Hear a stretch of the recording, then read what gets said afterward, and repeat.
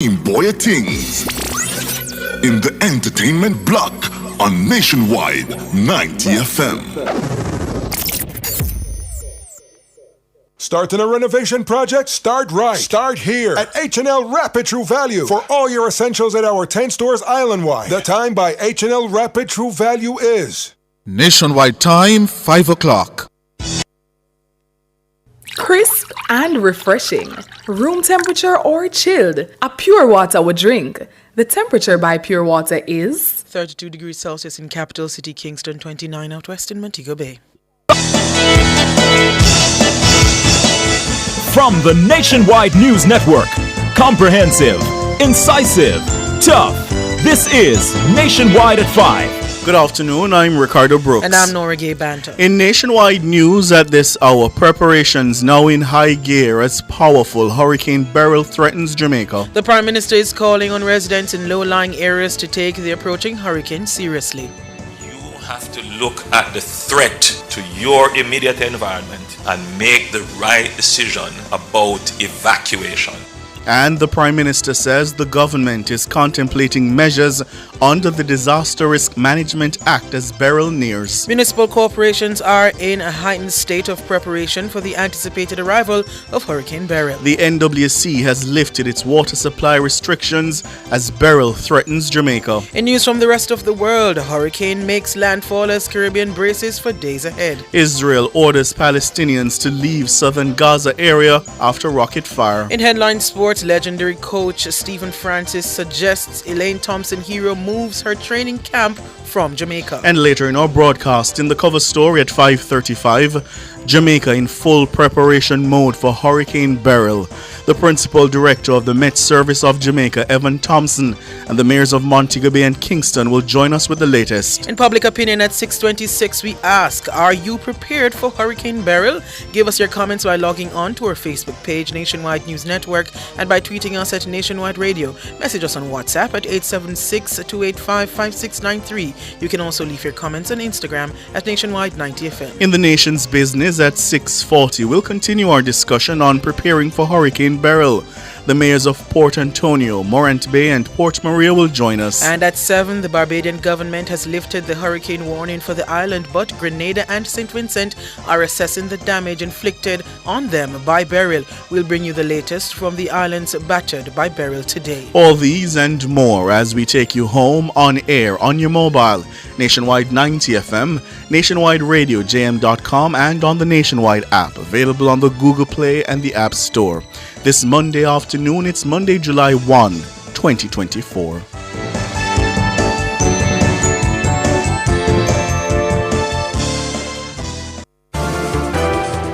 If it's news, it's got to be Nationwide 90 FM. And now to the details. Prime Minister Andrew Holness is calling on residents of low-lying areas to ensure they relocate as Hurricane Beryl approaches Jamaica. The Prime Minister was giving an update on deliberations with government entities in preparation for the hurricane at a post-cabinet media briefing at his office on Monday. Mahira Stewart was there. While speaking on Monday, the Prime Minister highlighted the importance of evacuation for those living in areas susceptible to flooding and landslides. The Prime Minister says with the limited presence of security forces in the event of a hurricane, Jamaicans in these areas must make the correct call to leave dangerous areas. The JDF and the Fire Brigade have advised that at some point in time their services will not be available, meaning that for evacuation, for health responses, for emergency services, we may not have aircraft, boats, fire trucks, because those things may have to be secured during the hurricane. So this means that as citizens, you have to look at the threat to your immediate environment and make the right decision about evacuation. I quite well understand people don't want to leave their property, they worry about security, but the most important thing is your life.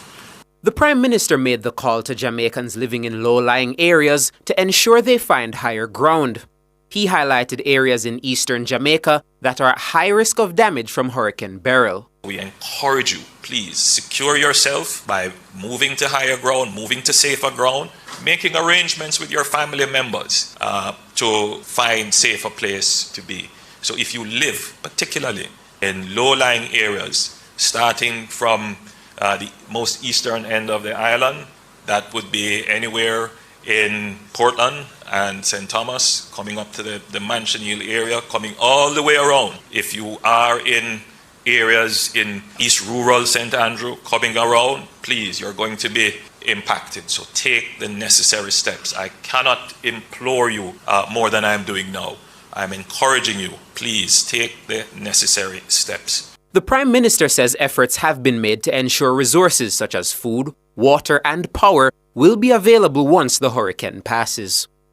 We are in touch with the commercial trade to ensure that we have sufficient stocks in place, that persons can be able to at least have access to food and water after the hurricane has passed. As you would have heard from the relevant entities, that we have 14 days of supply of fuel. Our telecommunication services have been investing significantly in improving the resilience of their hard infrastructure, and we expect that they should stand up. But if there is any disruption or a break, we are pursuing alternatives to ensure that we are still connected, particularly for government entities. Mahiri Stewart for Nationwide News. Meanwhile, Prime Minister Holness says the Disaster Risk Management Act, DRMA, is guiding the government's methods of preparing for Hurricane Beryl.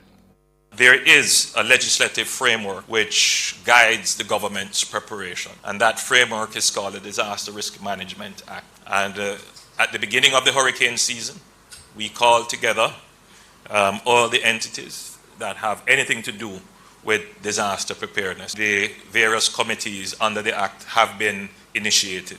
So we are following that legislative framework, and we have put in place the various committees. Prime Minister Holness says Cabinet will deliberate on the extent to which the government will use the powers the Act grants them. He says an update should be available by the end of Monday. The government is contemplating, based upon the various updates that we have received, the implementation of orders under the Disaster Risk Management Act. This would give the government the necessary executive powers to be able to respond quickly and with flexibility. No decision has yet been taken. The Cabinet will reconvene in another hour or so, and when we review all the recommendations and presentations made, then we will inform the nation as to the implementation of orders under the DRMA.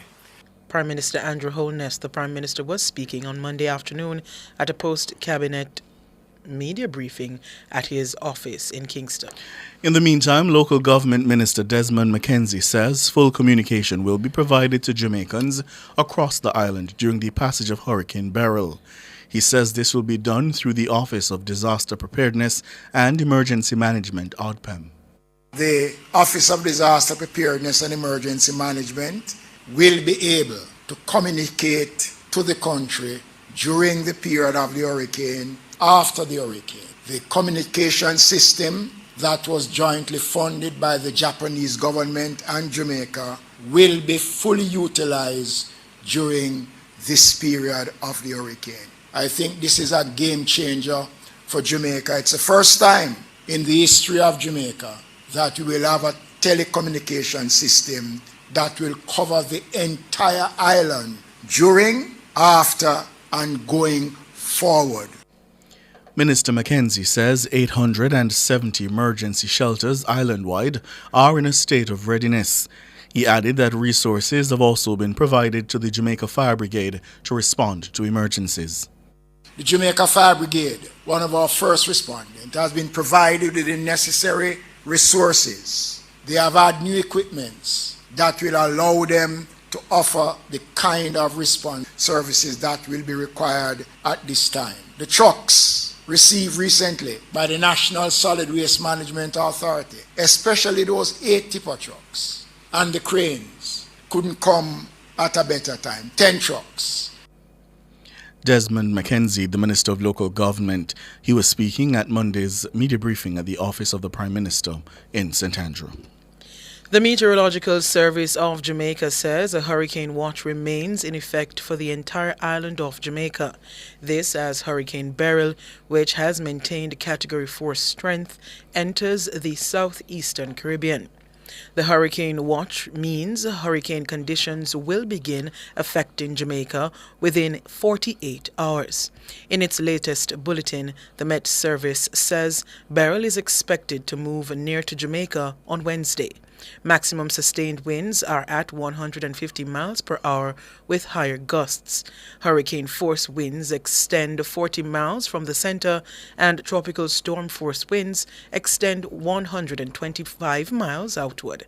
The Met Service says fluctuation in strength is likely over the next few days, but the system is expected to remain an extremely dangerous hurricane as it moves over the eastern Caribbean. The Met Service says all small craft operators, including fishers from the Keys and Banks, should now be in port. They are being urged to take the necessary precautions without delay. Still on the hurricane, municipal corporations across the country are in a heightened state of preparation for the anticipated arrival of Beryl. The powerful tropical cyclone is expected to begin affecting Jamaica sometime on Wednesday. When Nationwide News caught up with the mayors of Montego Bay, Port Maria, Mandeville, and Savannah Lamar, they were busy mobilizing for Beryl. Shalois Michael has that story. As Beryl charts a course towards the Central Caribbean, mayors across Jamaica are leaving nothing to chance. The chairmen of at least 4 municipal corporations say their immediate focus is on drain cleaning and ensuring shelters across their respective parishes are ready should the worst occur. Mayor of Montego Bay, Richard Vernon, says critical supplies are now being moved to shelters across St. James. We are in preparation mode. A matter of fact, we are prepared. We have activated all our shelters and we're moving supplies to them, especially the priority shelters. Drain cleaning it has been ongoing, but we are ramping up the efforts to ensure that our outlets are cleared in preparation for the weather system that we are anticipating. We are also in communication with our sister agencies and ministries, departments, to ensure that they are also in a state of readiness. We are actually going to enter a meeting now, and then we will have our emergency parish meeting tomorrow. And if needs be, we will activate our emergency operations center. Hurricane Beryl is forecast to affect Jamaica as either a dangerous Category 2 or 3 hurricane on Wednesday. The system is expected to dump heavy rainfall on the island. Wind speeds of up to 110 miles per hour are expected to batter Jamaica. In Manchester, Mayor Donovan Mitchell of Mandeville says 90% of shelters across the parish are now ready for activation. He says the focus is also being placed on preparing the parish infirmaries. Our infirmary, we have made sure that things are okay there, adequate food. Our officers are making sure that they have the standby generator prepared and ready for them. So we are actually doing and making sure that things are okay within the parish itself. Our officers are on the road and checking to see if there are any areas that we have missed. And so we are more or less prepared, just in case of any eventuality.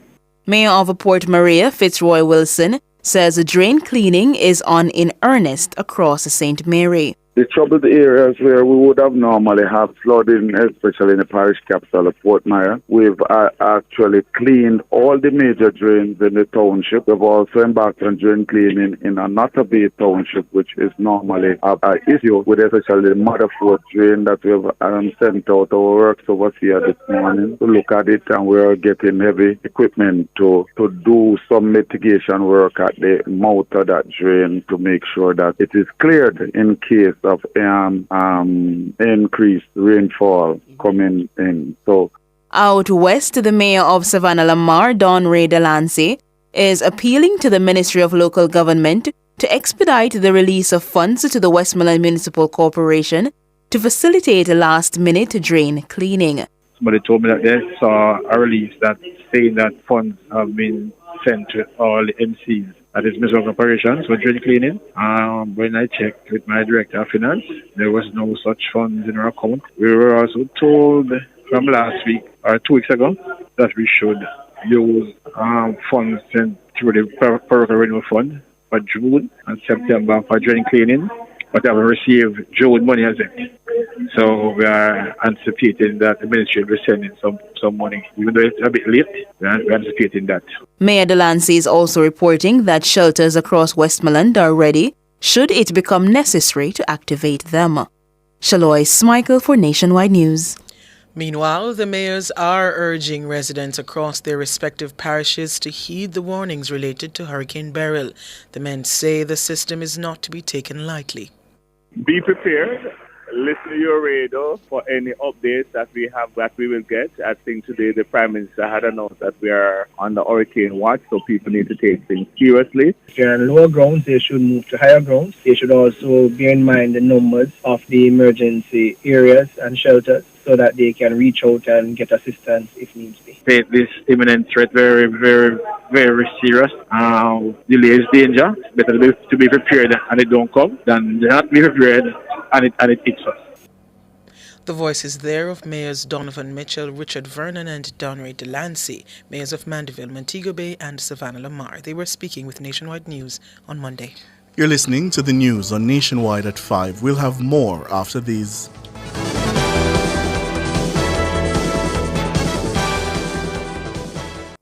Valley Drug Pharmacy offers curbside pickup and delivery of your branded and generic drugs. WhatsApp your prescription to 876-881-6695. The time by Valley Drug Pharmacy is... It's 16 minutes after 5. Rentokil Initial is the expert in pest control, air purification and hygiene services. Call today 876-926-4236. The temperature by Rentokil is 32 degrees Celsius in capital city Kingston, 29 in Montego Bay.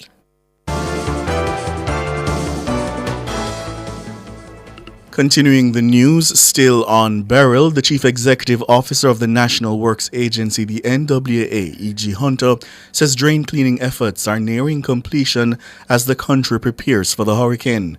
Mr. Hunter was speaking Monday at a post-cabinet media briefing at the office of the Prime Minister.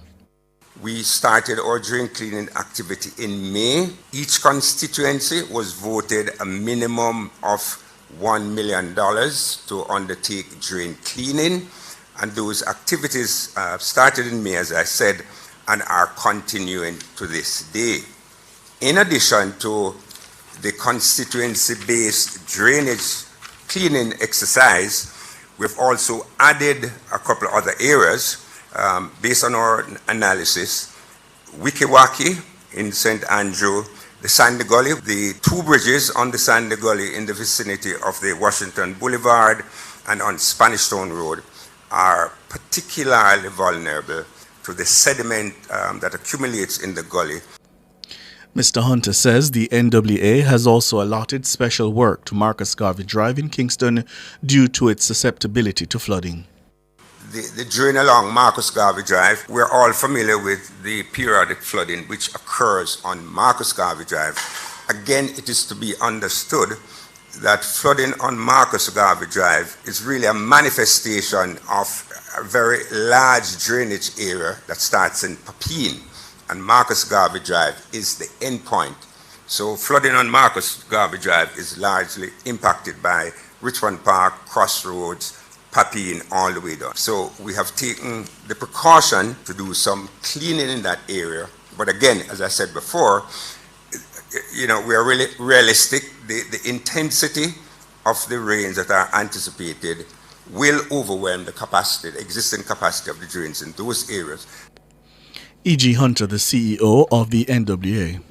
The National Water Commission, NWC, has lifted its water supply restrictions to facilitate storage in preparation for the passage of Hurricane Beryl.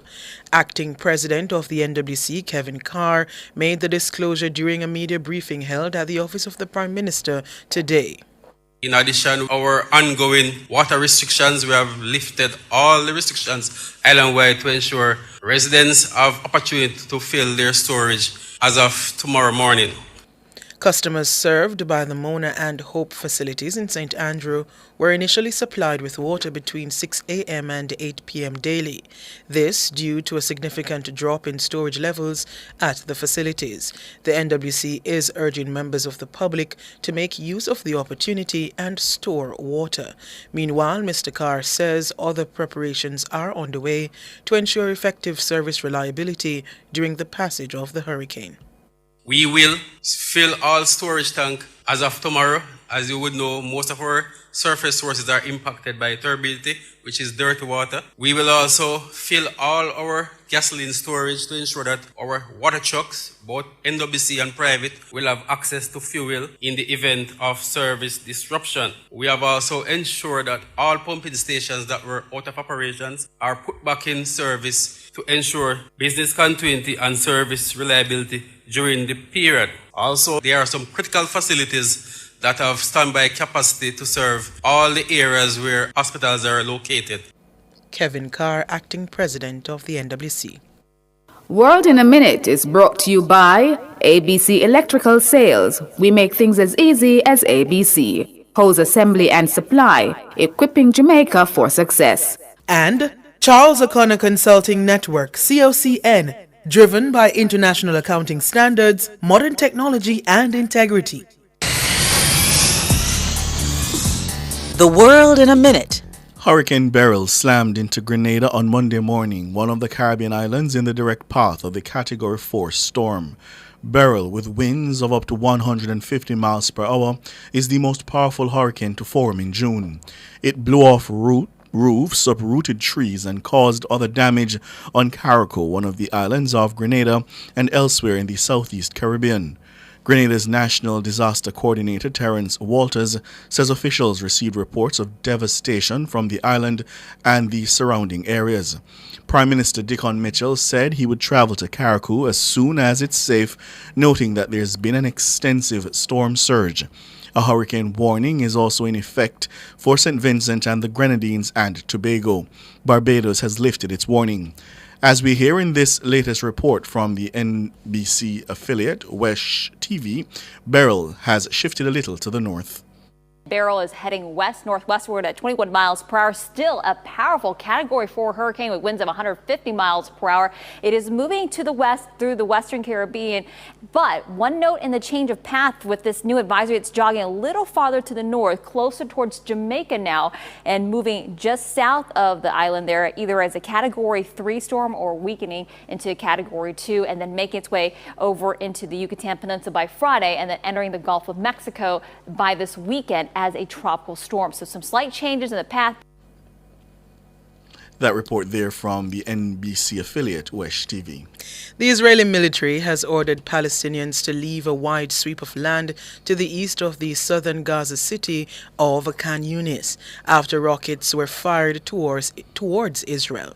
People in the area first received audio messages telling them to leave before the Israeli military posted a message in Arabic repeating the warning on social media. Witnesses say many people are already fleeing. It comes after 20 rockets were launched in the heaviest such attack in months, with a number intercepted and others landing in open areas with no injuries reported. Palestinian Islamic Jihad said it launched the barrage in response to Israeli crimes. The latest evacuation order covers the area around the European hospital to the southeast of Khan Yunis. Local reporters say staff have begun moving some key equipment to Nasser Hospital in Khan Yunis, and some staff and patients have also left. World in a Minute was brought to you by ABC Electrical Sales. We make things as easy as ABC. Hose assembly and supply, equipping Jamaica for success. And Charles O'Connor Consulting Network, COCN, driven by international accounting standards, modern technology and integrity.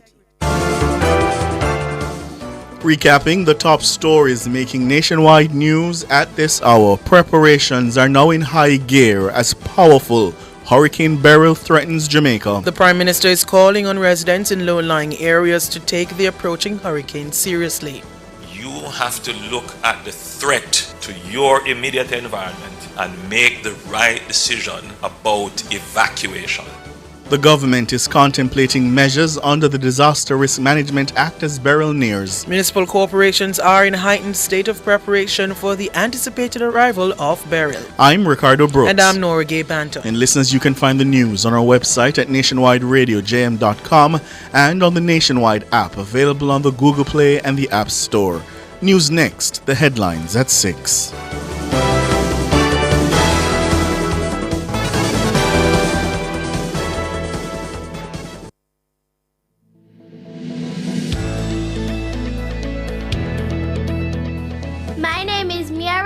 And I attend Stella Maris Preparatory School, and my Olympic hero is Elaine Thompson-Hera.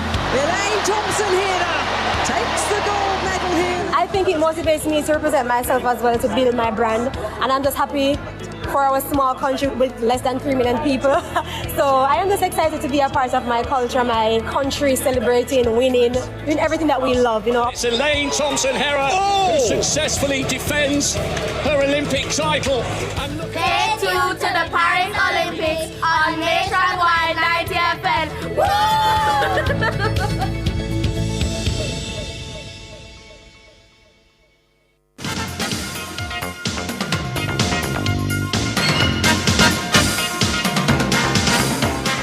Hello, good afternoon, and welcome to Sports here on Nationwide 90 FM.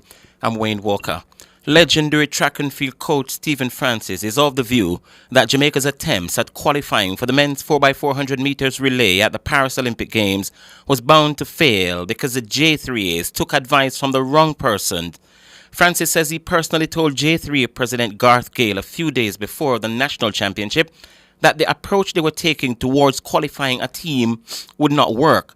Jamaica failed in its final attempt at qualifying for the relays, despite having 3 teams in a specially arranged race at the national championship, with none of them running the 2 minutes 59.11 seconds required to qualify for Paris. Francis says instead of consulting with himself, Maurice Wilson and Glenn Mills, the J3As took advice from head coach of Excelsior High School's track and field program, David Riley, whom he describes as a school coach. Those are the people who know about the sport at the senior level. They are the people who have lived it, right? Do not depend on people who what they do is coach a high school team and they don't know nothing about it, because it depends on you having been a part of it. But he didn't listen, right? And it was bound to fail, but they had to try, I guess. Francis says Riley is incompetent and should not be in a position of making decisions at that senior level. If he thinks that 2 engineering degrees and a level 5 certificate makes him a great coach, then so be it, right? But all I'm saying is, as I said it before, try not to stand in the way of the seniors.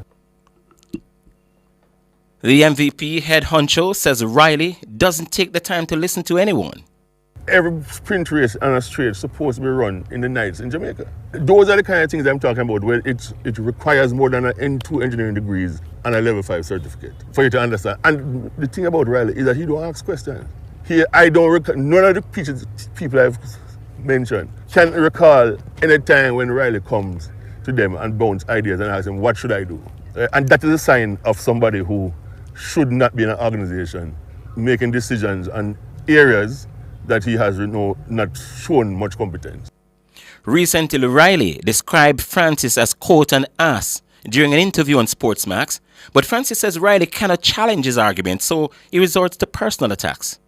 Bolt ran at World Relays twice, I think, and in both cases he had not run a race all year. Similar to you and Blake, right? Similar to Asafa, Shelley, Elaine, everybody. You do not do what he did, but he decided that is what. He's very, very bright and he's a genius and he has 2 engineering degrees. And that is what he must do. So all I'm saying, I know he can't attack what I'm saying, so he has to attack me. That's Stephen Francis.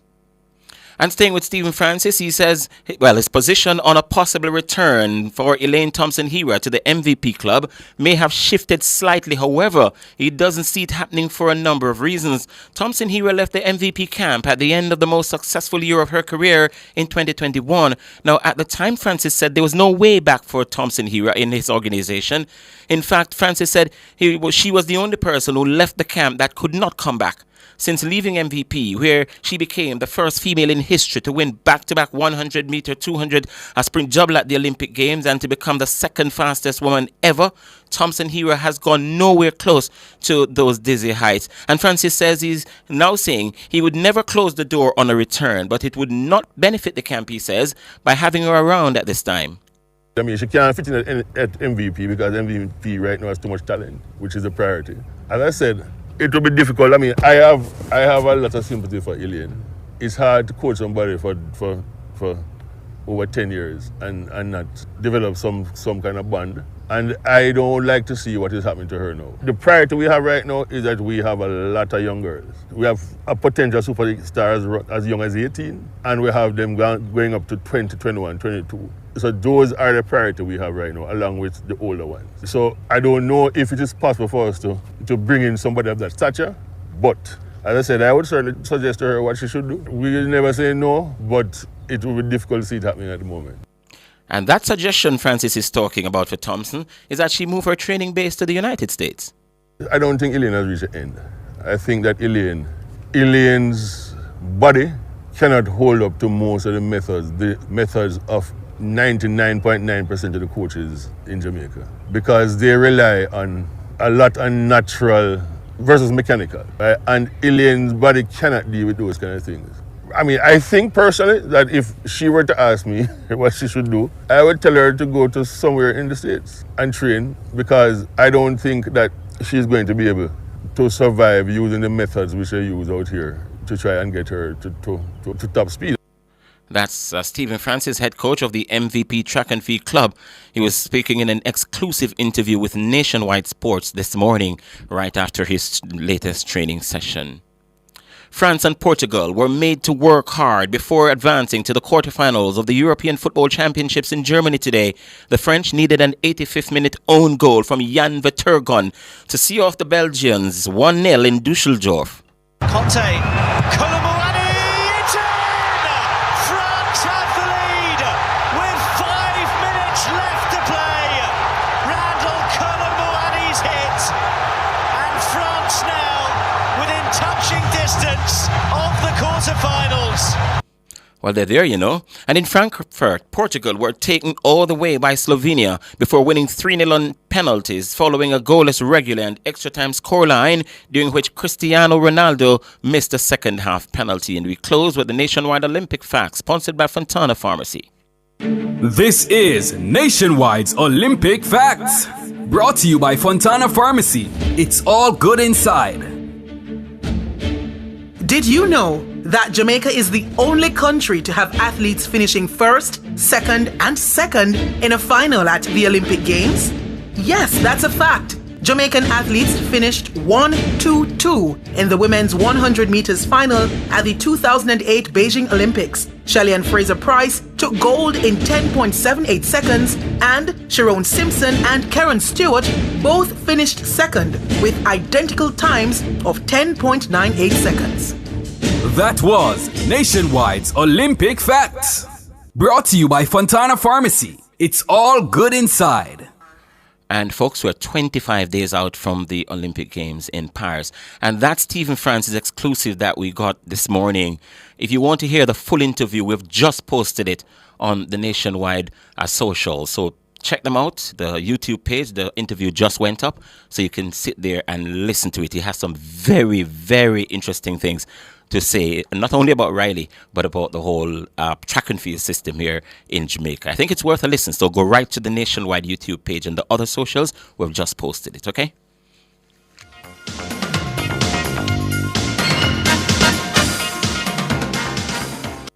You didn't know that the government decreased JUTC bus fares? Yes, it's now 70 for adults, 25 for children, and 30 for pensioners. And in April, fares will go down even further to 50 for adults, 20 for children, and 25 for pensioners. The temperature by the office of the Prime Minister is? It's a 32 degrees Celsius here in the capital city, Kingston. It's 29 in the western city, Montego Bay.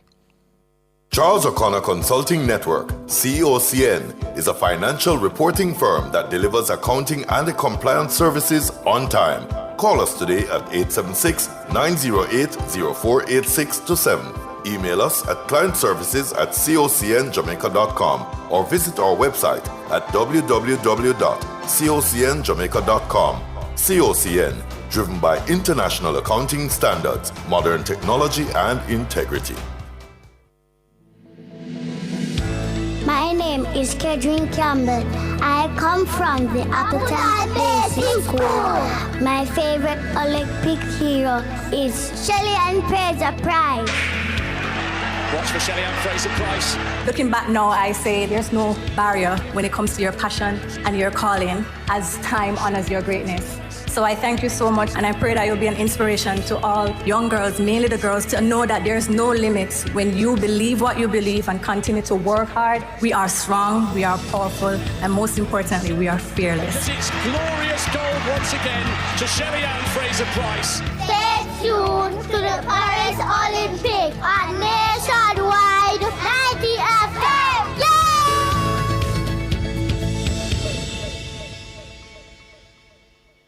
Cover Story is brought to you by Multilink. Roll with control. Use Multilink. Safe, fast, and accepted in more locations. We've been a part of everyday Jamaican life for over 25 years. From paydays to birthdays, unexpected emergencies to anniversary celebrations. The supermarket checkout line, or paying a bill or taxes on time. Our fast, secure debit network provides reliable service so you can always depend on Multilink. Jamaican and proud, fast, secure, everywhere.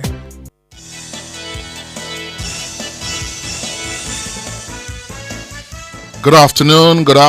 Thank you so much for joining us here nationwide at 5. I'm Cliff Hughes. Good afternoon, listeners. I'm Ricardo Brooks. Good afternoon, Sir Cliff. Good afternoon, Ricardo.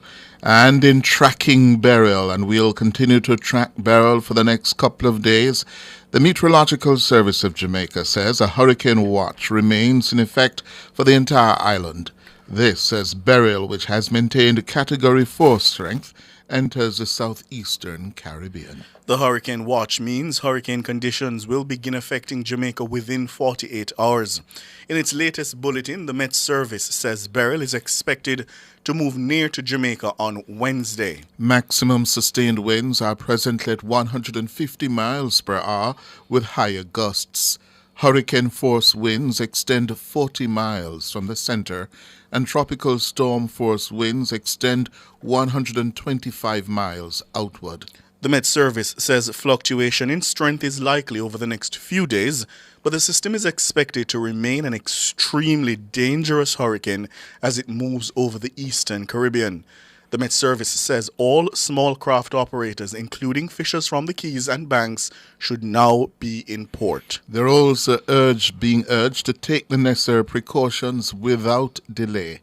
And the National Water Commission, the NWC, is reporting that water restrictions that were in place island-wide will be lifted to facilitate storage in preparation for Beryl. And Prime Minister Andrew Holness is calling on residents of low-lying areas to ensure they relocate as Hurricane Beryl approaches Jamaica. The Prime Minister says with the limited presence of security forces in the event of the hurricane, Jamaicans in these areas must make the correct call to leave dangerous areas. Joining us now to discuss Principal Director of the Meteorological Service of Jamaica, Evan Thompson, the Chairman of the Kingston and St. Andrew Municipal Corporation, Mayor Andrew Swaby, the Chairman of the St. James Municipal Corporation, Mayor Richard Vernon. Gentlemen, Good afternoon. Good afternoon. Good afternoon. To you and your listeners. Yes. And my colleagues here.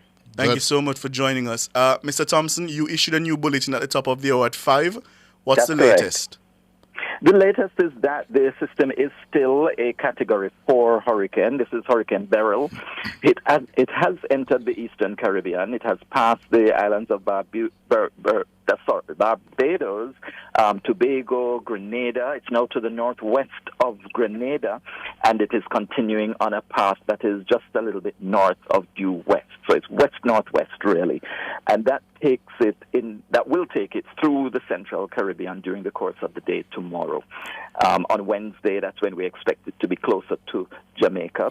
Early in the morning, we are expecting that we will see the center close to the southeastern part of the island and then continuing past us toward the west. That slight shift to the north, Evan Thompson, is not good news for us because it means that it will be closer to Jamaica. Isn't that so? That is correct, because it is currently at a latitude of just about 12 or 13 degrees.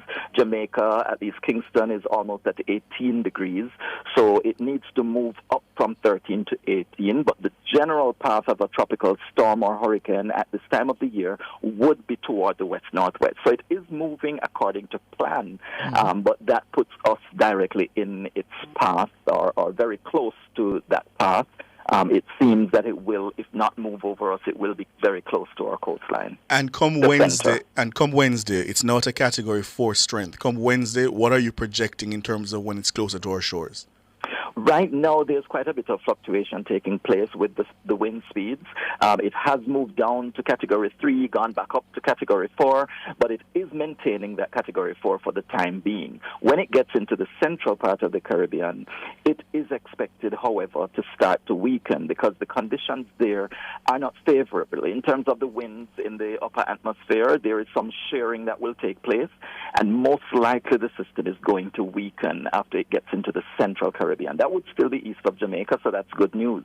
And if it continues to weaken significantly, it could be down to maybe a Category 2 hurricane by the time it passes Jamaica. Of course, as I mentioned earlier today in the press conference, after the post-cabinet press conference, that's nothing really to take too lightly because any hurricane it could be significant for us.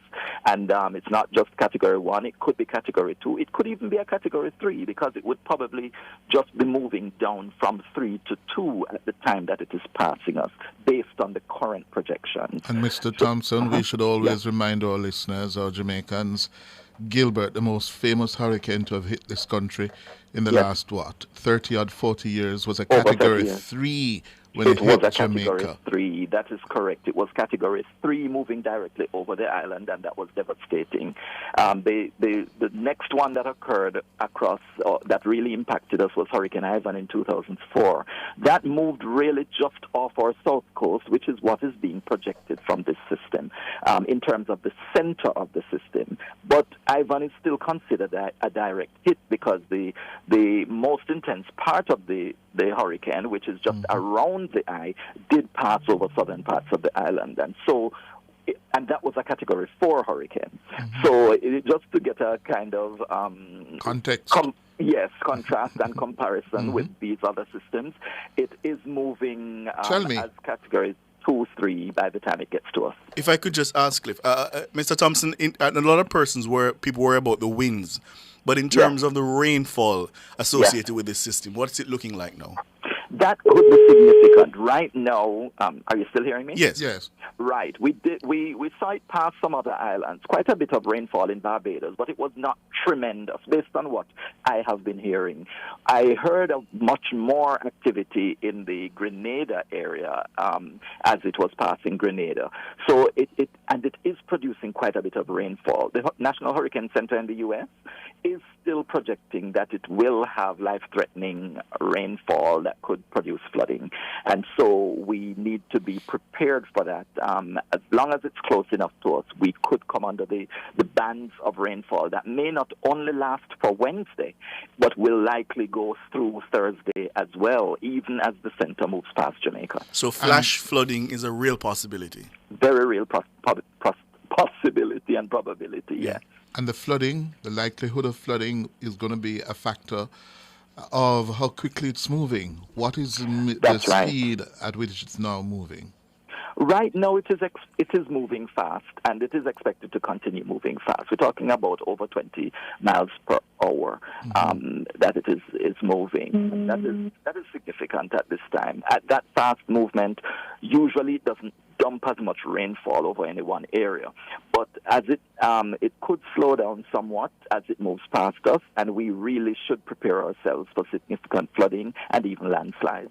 And don't forget storm surge flooding, which would mean, especially if the center moves immediately off our south coastline, the storm surge flooding, which is water pushed onto the land from the seas, will also be a real hazard for us to deal with, mainly over southern parishes near to the coast. So just before we let you go, Evan Thompson, on the present path and the projected path, we should be seeing it moving just to the south of Jamaica or over That's Jamaica? Correct. Just to the south in terms of the center of the system, yeah. Remember, this system is not just a center, but it has clouds that are surrounding it and swirling around it. And those extend. In fact, hurricane force winds extend over 40 miles. When we talk about tropical storm force winds, those extend over 120 miles from the center. So in either case, we could get quite a bit of activity outside, at some distance from the center of the system, although that center is off the coast. In other words, the entire island of Jamaica will be engulfed. Most likely. The only way that would not happen is if it moves even farther south from the island than is currently being projected. So it is important that we continue to listen to the updates, because each update carries additional information and updated information that would advise us of the latest with respect to Beryl. Thank you very much, Evan Thompson, Principal Director of the Meteorological Service of Jamaica. Very busy time for you and your staff, Evan. Continue to keep us abreast and keep up the work. And thank you for spreading the word as well, please. That's why we're here. After the break, the mayors of Kingston, Andrew Swaby, and the mayor of Montego Bay, Richard Vernon.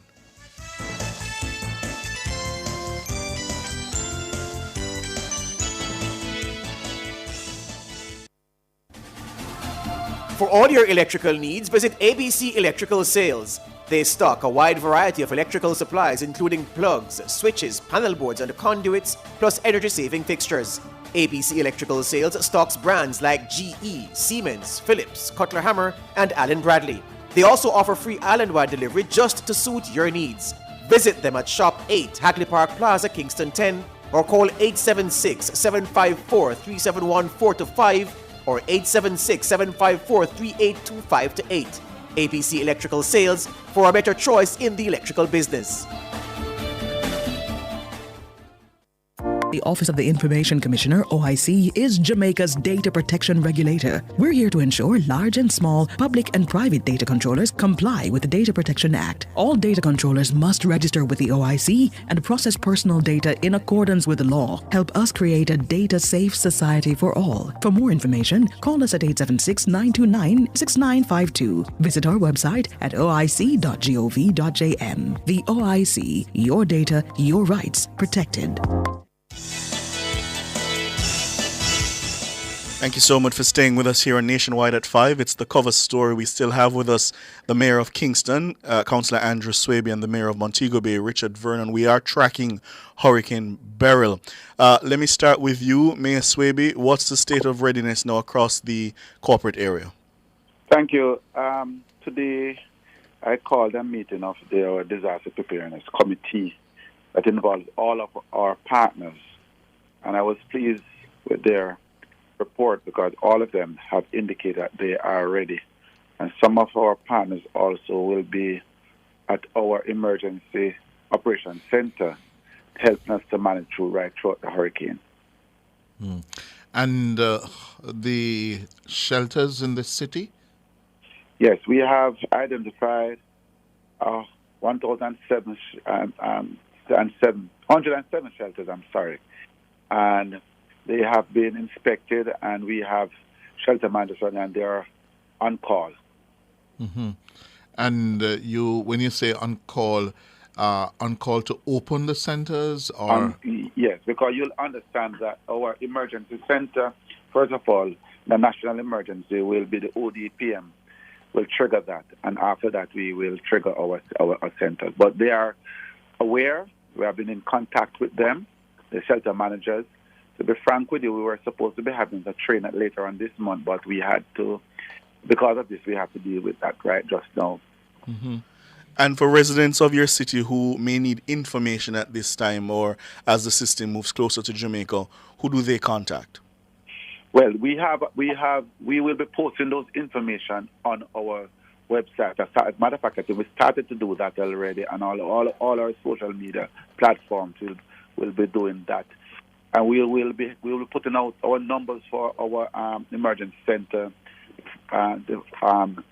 before the end of the day, so persons will be having those information. Mm-hmm. Mayor Vernon, how is the western city of Montego Bay doing? Are you ready? Thank you very much. Yes, we are in a state of readiness. A matter of fact, I'm just coming out of our interagency meeting. We called a pre-disaster committee meeting, so we'll be meeting tomorrow again by midday. Based on the bulletins, we will take the necessary actions. But thus far, we have identified and we are sending supply to all our priority shelters. We actually have 58 shelters across the municipality. We had our last meeting with the shelter managers on Friday last week. And as per the shut-ins and the registered poor, indoor and outdoor, we are putting in the necessary contingencies to deal with them. The agencies, when we met today, they all expressed a state of readiness, and where we have great areas, they will update us tomorrow as to what will be done pertaining to those. The team is actually moving around now and clearing all the outlets and tributaries across the city and other sections of the municipality in all 17 divisions. I've also met with the National Works Agency for the region, the head, and they are clearing the north and south gullies.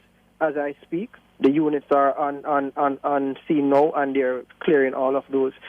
So pertaining to the businesses and the other entities across the parish, we are communicating with them. The Montego Bay Chamber of Commerce and Industry is also a member of the parish disaster committee, so they also are sending information to their businesses and ensuring that everything is in place, providing that we have a hurricane. Mm-hmm. First to you, Mayor Swaby, and then to you, Mayor Vernon. In terms of those Jamaicans across both your cities who live in precarious situations on the banks of gullies or on hillsides that are now susceptible, as we heard, to landslides, what are you, as councillors, closest to the people, what's your message to them? The Prime Minister is urging them to move if it becomes necessary. As councillors, what's your message to them? Starting with you, Mayor Swaby. After the meeting we had today, I met with the councillors. All 40 of us met, and we have sensitized them of those areas that are prone to flooding, and to ask them also to go into their the various communities and talk to them. The SDC was also at the meeting, and they are also will be talking to their various committee members. So I know it has been an issue over the years, and there are times when persons want to wait out things, and we can't force them to get off there. To be frank, the police was at the meeting, so there are areas like Bulby and Gordontown, Mavis Bank, and all those areas that we are trying to tell persons that they have to seek a safer ground. And you will agree with me also, the famous Port Royal, where that is something that we have to try to do. So we had a discussion about it, and we'll see how best we can handle those situations. But as councillors, you're sending the message that they need to move. Yes, we are sending the message. Need to move. And I know they're in the Port Royal situation that I know that the JUTC will be on standby if the case arises. But the Port Royal situation has had a history, Mayor Swaby. I've covered so many of them, and the buses go there and come back empty. They just don't budge. But Cliff, you know that, yes, that's a situation that exists, but there are times to some of them, they go on their own. And that was reported to us too, but I understand what you're saying, and it's an issue that we have to deal with. Mm-hmm. Mayor Vernon? Same message, move to higher ground. I have some in my division who live along the embankment of North Gully. Move to higher ground. As a matter of fact, We sent out the advisory that persons who not only living in low-lying areas, but persons who think that they are living in a situation that is vulnerable, if they believe that they need to move to a shelter, they move there. They move to the shelter, but not before they try to move to a family member's home that may be able to facilitate them. If they cannot be facilitated, then we encourage them to move to the closest shelter. But the word is move to higher ground. There's so much and no more that the government can do where these matters are concerned. And let's be frank, it's really a difficult situation when you don't heed these warnings and then you expect the men and women of the JCF and the JDF at the moment, the critical moment, to risk their lives to come and save rescue you. It's a difficult situation to put them in. Indeed. Mayor Swaby, I want to hear you on the efforts to clean the drains of the corporate area, and then Mayor Vernon on that. Are we getting the job done, Mayor Swaby? Yes, I was on the road yesterday. With a team of us were on the road yesterday looking at some of these drains, and we have started to clean some of the drains. Originally, we have our critical drain, a list of critical drains, but some of them were, prone to flooding right off the bat. We are concentrating on those, and by tomorrow, those will be completed. It will be completed. By tomorrow. What about the Sandy Gully, the most important drainage infrastructure in the city of Kingston and its environs? National, the NWA was at our meeting, and they are tackling that one, Cliff. Yes? And what does that mean, Mayor Swaby? The trees that I see, in the Sandy Gully, they are gone? They're cleared? They're uprooted? As far as I'm concerned, Cliff, I wasn't able to go on the road today, but I'm told that the work is in progress. One of our YouTubers is asking you, Mayor Swaby, about the Duane Park and the Washington Boulevard Gully. What's the state of those two? I know that they actually have gotten video clippings of the one in Duane Park that's been done today as we speak. And that's in New Haven area. Mm-hmm. I was there yesterday. A team of us was there yesterday. Yeah. What about you, Mayor Vernon, in the west? North Gully, that's cleaned, ready? Well, as I mentioned earlier, it is happening as I speak. I visited South Gully today, and the National Works Agency, upon having a conversation over the weekend, they did their due diligence and they mobilized the units, and they were dispatched between yesterday to today. When I went there today, they were on site clearing the tributary as it relates to the drains, and South Gully and North Gully, both of them, they are also looking at the one closer to Blue Diamond and the one at the airport section. So they are cleaning those as I speak. So if you go there right now, you will see the units lined up, the trucks, the backhoe clearing the areas, and it is being prepared for whatever is to come. Mayor Swaby, pertaining to the drains, we carry out routine cleaning of those, but we are double checking. And right across the municipality, all 17 divisions, the drains are being cleaned now. The critical drains, the outlets are being cleaned, and the tributaries are being cleaned right now as I speak. Mayor Swaby, I got a call from a resident of your city earlier today saying that she was very worried. She's a resident of Bull Bay, yes, that the drains out there need cleaning, yes. Is any attention being paid to that part of your city, sir? Yesterday, I was right there yesterday. I've been in Wiki Waki area where the excavator was on the scene and they started the clean. So I know they are cleaning out there. And the Copa drain also has been cleaned. These are some drains that we know have situations that are always arise when they have these. Copa is in Copacabana? Yeah, sure. Uh-huh. So that is being cleaned or has been cleaned? Yeah. I have not gone there today, but I know it's in progress right as we speak. Yeah, and I think the council for the Tivoli Gardens Division has sent me some WhatsApp videos of cleaning along the Tivoli Court. Uh-huh. And the Burger Gully area of East Kingston? That the Burger Gully area is not in this phase, Cliff. You'll understand that's a deep, that's a big gully. But some of the times, Cliff, to be frank with you, are things that come from uptown. Mm-hmm. Cause it. So So it's not necessarily that it is there, want to be clean, but the debris that comes from uptown. Yeah. We've had some complaints from your colleague over there in Savannah Lamar that the promised allocations from the Ministry of Local Government, that he's not seeing it yet in the account over there in Westmoreland. In terms of your allocations for drain cleaning and for the parochial fund, everything is in order there? Mayor Swaby? I don't want, to be frank with you, I'm not really complaining right now. But to be frank with you, that is, we have about 2 months' money we have not yet received. But we are just trying our best to see how, with the limited resources, how to handle the situation. And Mayor Vernon? Well, that's the situation. Once the Municipal Corporation in Westmoreland and KSMC experiences it, then it would be the same for us. But what we have done is to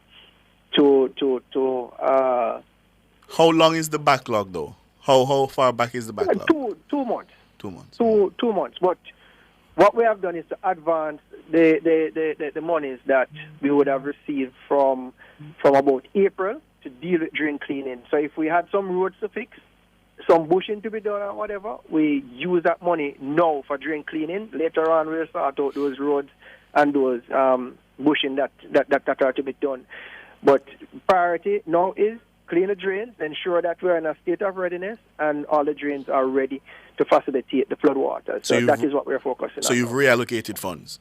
That is correct. All right. And just before you go, Mayors, let me tell all our listeners, we're going to upload on the Nationwide website the list of shelters, yes, across the entire island.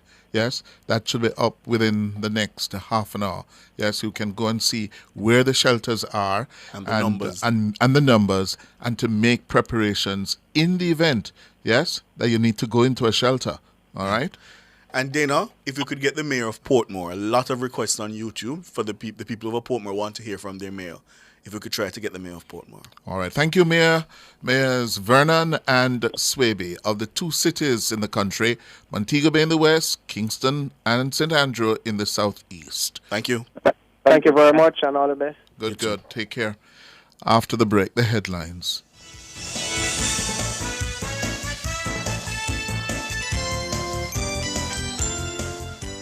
Cover Story was brought to you by Multilink. Roll with control. Use Multilink. Safe, fast, and accepted in more locations.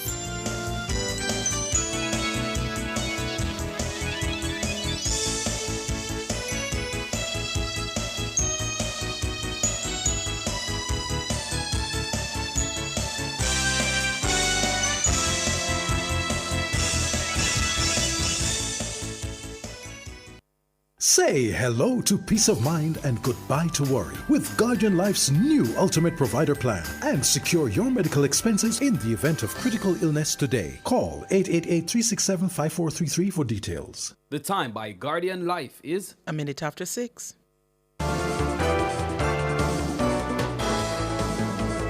Nationwide headlines at 6. Good evening. With the headlines at 6, I'm Norige Banton. Prime Minister Andrew Holness says the Disaster Risk Management Act, DRMA, is guiding the government's methods of preparing for Hurricane Beryl. There is a legislative framework which guides the government's preparation, and that framework is called the Disaster Risk Management Act. And at the beginning of the hurricane season, we called together all the entities that have anything to do with disaster preparedness. The various committees under the Act have been initiated. So we are following that legislative framework, and we have put in place the various committees. Prime Minister Holness says Cabinet will deliberate on the extent to which the government will use the powers the Act grants them. He says an update should be available by the end of Monday. The government is contemplating, based upon the various updates that we have received, the implementation of orders under the Disaster Risk Management Act. This would give the government the necessary executive powers to be able to respond quickly and with flexibility. No decision has yet been taken. The Cabinet will reconvene in another hour or so, and when we review all the recommendations and presentations made, then we will inform the nation as to the implementation of orders under the DRMA. Prime Minister Andrew Holness, he was speaking today at a media briefing at his office in Kingston. In the meantime, local government minister Desmond McKenzie says full communication will be provided to Jamaicans across the island during the passage of Hurricane Beryl. He says this will be done through the Office of Disaster Preparedness and Emergency Management, ODPEM. The Office of Disaster Preparedness and Emergency Management will be able to communicate to the country during the period of the hurricane, after the hurricane. The communication system that was jointly funded by the Japanese government and Jamaica will be fully utilized during this period of the hurricane. I think this is a game changer for Jamaica. It's the first time in the history of Jamaica that we will have a telecommunication system that will cover the entire island during, after, and going forward. Minister McKenzie says 870 emergency shelters located island-wide are in a state of readiness. He added that resources have also been provided to the Jamaica Fire Brigade to respond to emergencies. The Jamaica Fire Brigade, one of our first respondents, has been provided with the necessary resources. They have had new equipments that will allow them to offer the kind of response services that will be required at this time. The trucks received recently by the National Solid Waste Management Authority, especially those 8 tipper trucks, and the cranes couldn't come at a better time. 10 trucks. Desmond McKenzie, local government minister, speaking at today's media briefing at the office of the Prime Minister. Meanwhile, Minister McKenzie says physically challenged Jamaicans are set to be relocated from their homes to places of safety during the passing of the hurricane. There are some critical areas that we have identified where persons who are physically challenged are living. We do have a list, and Minister Charles earlier today spoke about that, but the municipal corporations have now issued instructions that these persons must be found, and the necessary arrangements are being made to take them to the necessary locations that are being provided in the respective parishes. Desmond McKenzie, local government minister. The Jamaica Public Service Company, JPS, is advising customers to anticipate power outages due to the passage of Hurricane Beryl. Winsome Callum is the Director of Corporate Communications at JPS. We anticipate that with the strong winds and heavy rainfall that is expected to accompany Hurricane Beryl, that there will be power outages. These power outages will likely be from trees coming in contact with power lines. We may have landslides that dislodge poles or cause other challenges. Ms. Callum is urging customers to stock up on alternative supplies such as candles, flashlights and lamps for at least 3 days. Make sure you have backup lighting such as flashlights, candles or lamps. Keep a battery-powered radio on hand so that you can stay informed. Charge up your phones ahead of the hurricane. And if you can, get a power bank, a mobile charger, get that to keep your devices up and running. And if you have a generator, get a quick maintenance check before the hurricane because you want to make sure that your generator is working. Winsome Callum, Director of Corporate Communications at JPS. Those were the headlines at 6. I'm Nora Gay Banton. Sports is next.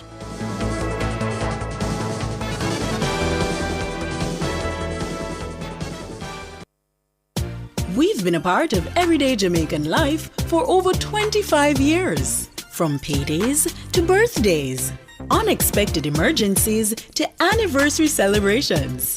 The supermarket checkout line? Or paying a bill or taxes on time. Our fast, secure debit network provides reliable service so you can always depend on Multilink. Jamaican and proud, fast, secure, everywhere. My name is Dujan. I come from Appleton Basic School. My Olympic hero is Usain Bolt. Away cleanly. Bolt has got a very good start indeed. One of my mottos is that, anything is possible. Don't think limits. And I feel that I've proven that throughout the years. I never thought I would be this great at what I've done. But I want to say to the young kids growing up, just live your dream. Work hard, stay focused, and just be strong and just keep on pushing and it will come true. So thank you. Watch the clock, it's goal for Bolt. And again, he's done it again. A new world record for Usain Bolt. Stay tuned to the Paris Olympic on Nationwide 90 FM.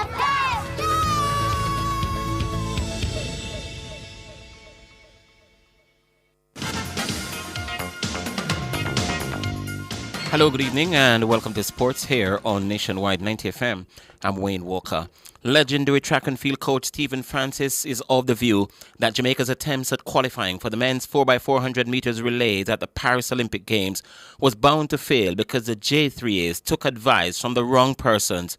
Francis says he personally told J3A President Garth Gale a few days before the national championship that the approach they were taking towards qualifying a team would not work. Jamaica failed in its final attempt at qualifying for the relays, despite having 3 teams in a specially arranged race at the national championship, with none of them running the 2 minutes 59.11 seconds required to qualify for Paris. Francis says instead of consulting with himself, Maurice Wilson and Glenn Mills, the J3As took advice from head of the Excelsior track and field program, David Riley, whom he describes as a school coach. Those are the people who know about the sport at the senior level. They are the people who have lived it, right? Do not depend on people who what they do is coach a high school team and they don't know nothing about it, because it depends on you having been a part of it. But he didn't listen, right? And it was bound to fail, but they had to try, I guess. Francis says Riley is incompetent and should not be in a position of making decisions at the senior level. If he thinks that 2 engineering degrees and a level 5 certificate makes him a great coach, then so be it, right? But all I'm saying is, as I said it before, try not to stand in the way of the seniors. The MVP head honcho says Riley doesn't take the time to listen to anyone. Every sprint race on a straight is supposed to be run in the nights in Jamaica. Those are the kind of things I'm talking about, where it requires more than 2 engineering degrees and a level 5 certificate for you to understand. And the thing about Riley is that he don't ask questions. None of the people I've mentioned can recall any time when Riley comes to them and bounce ideas and ask them, what should I do? And that is a sign of somebody who should not be in an organization making decisions on areas that he has not shown much competence. Recently, Riley described Francis as an ass during an interview on Sportsmax, but Francis says Riley cannot challenge his argument, so he resorts to personal attacks. Bolt ran at World Relays twice, I think, and in both cases he had not run a race all year. Similar to you and Blake, right? Similar to Asaf or Shelley, Elaine, everybody. You do not do what he did, but he decided that is what. He's very, very bright and he's a genius and he has 2 engineering degrees. And that is what he must do. So all I'm saying, I know he can't attack what I'm saying, so he has to attack me. All right, so that's Stephen Francis. And Francis, on another note, says his position on a possible return of Elaine Thompson-Hera to the MVP club may have shifted slightly. However, he doesn't see it happening for a number of reasons. Thompson-Hera left the MVP camp at the end of the most successful year of her career in 2021. At the time, Francis said there was no way back for Thompson-Hera in his organization. In fact, he went on to say she was the only person who left the camp that could never come back. Since leaving MVP, where she became the first female in history to win a back-to-back sprint double titles at the Olympic Games and to become the second fastest woman ever and the fastest alive, Thompson-Hera has not gone anywhere near those dizzy heights. And Francis is now saying he would never close the door on a return, but it would not benefit the camp, he says, having her around at this time. She can't fit in at MVP because MVP right now has too much talent, which is a priority. As I said, it will be difficult. I have a lot of sympathy for Elaine. It's hard to coach somebody for over 10 years and not develop some kind of bond. And I don't like to see what is happening to her now. The priority we have right now is that we have a lot of young girls. We have a potential superstar as young as 18, and we have them going up to 20, 21, 22. So those are the priority we have right now, along with the older ones. So I don't know if it is possible for us to bring in somebody of that stature, but as I said, I would certainly suggest to her what she should do. We never say no, but it will be difficult to see it happening at the moment. And the suggestion Francis has for Thompson Hera is that she moves her training base to the United States. I don't think Elaine has reached the end. I think that Elaine's body cannot hold up to most of the methods of 99.9% of the coaches in Jamaica, because they rely on a lot on natural versus mechanical, right? And Elaine's body cannot deal with those kind of things. I mean, I think personally that if she were to ask me what she should do, I would tell her to go to somewhere in the States and train, because I don't think that she's going to be able to survive using the methods which they use out here to try and get her to top speed. That's Stephen Francis, coach of the MVP Track and Field Club. Thompson Hera withdrew from the national championships 2 days before the start due to injury, and in the process will not be competing at the Paris Olympic Games this summer.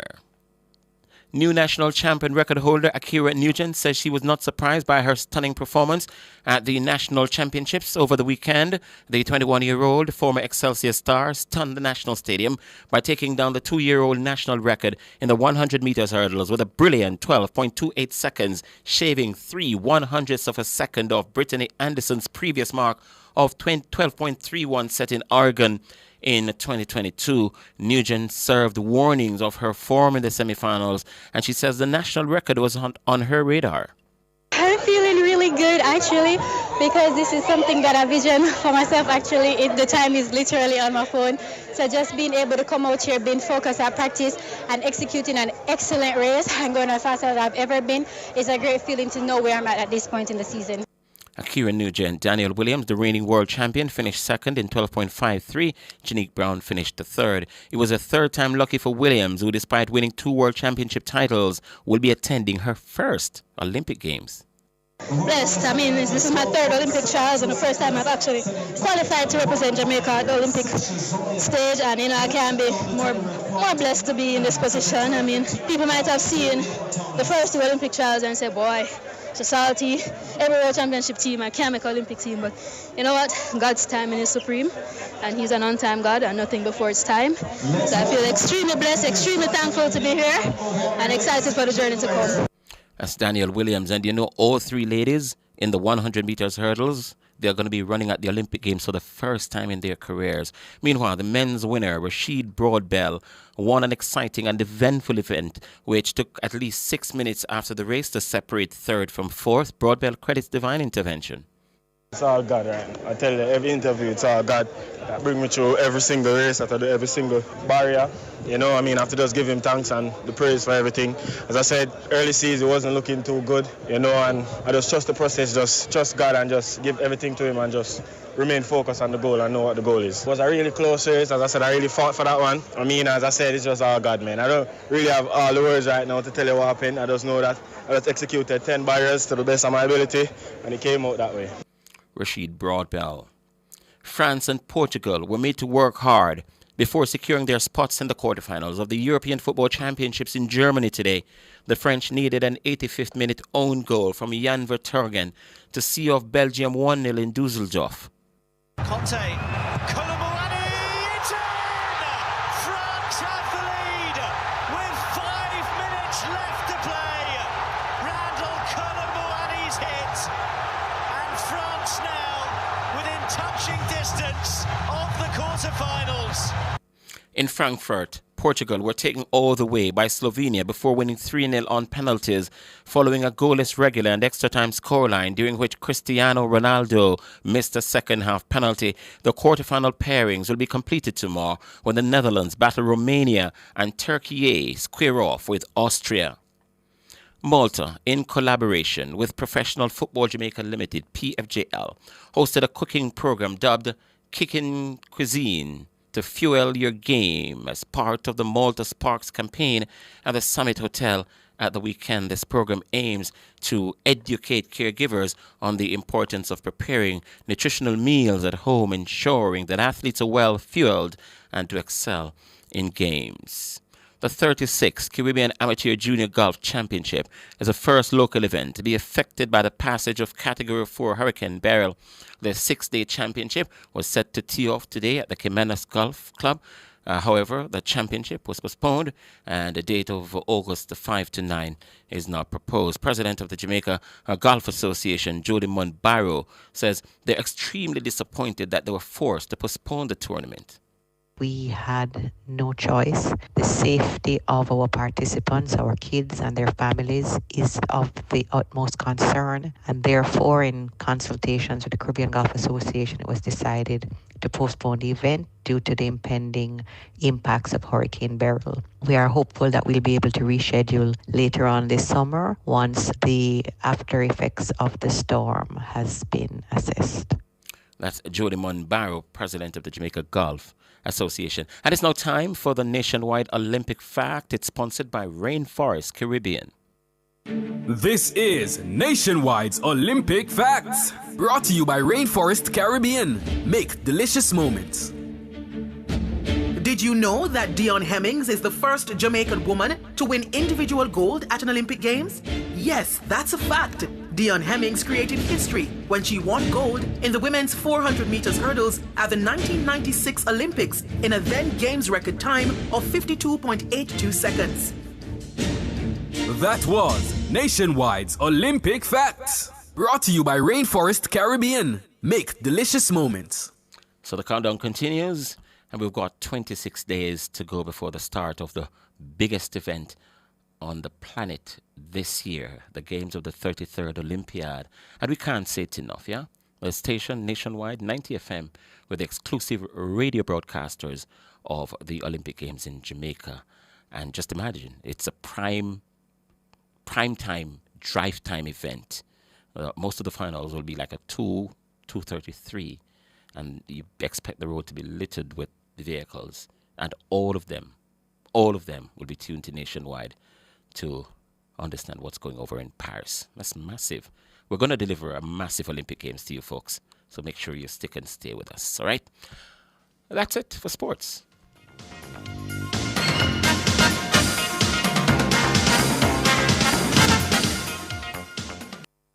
For all your scales and food processing equipment, call Advanced Scales and Equipment Limited at 876-968-9612-5. The time by Advanced Scales and Equipment Limited is 6:21.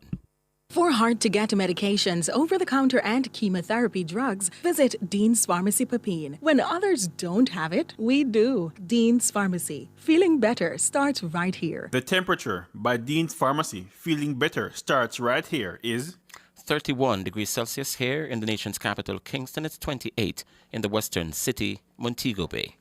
Presenting another finalist in the 2024 Jamaica Festival Song Competition.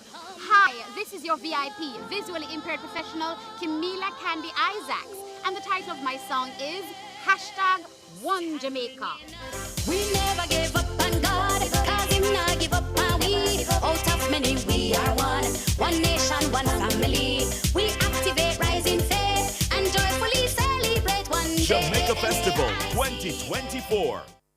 The Office of the Information Commissioner, OIC, is Jamaica's data protection regulator. We're here to ensure large and small, public and private data controllers comply with the Data Protection Act. All data controllers must register with the OIC and process personal data in accordance with the law. Help us create a data-safe society for all. For more information, call us at 876-929-6952. Visit our website at oic.gov.jm. The OIC, your data, your rights protected.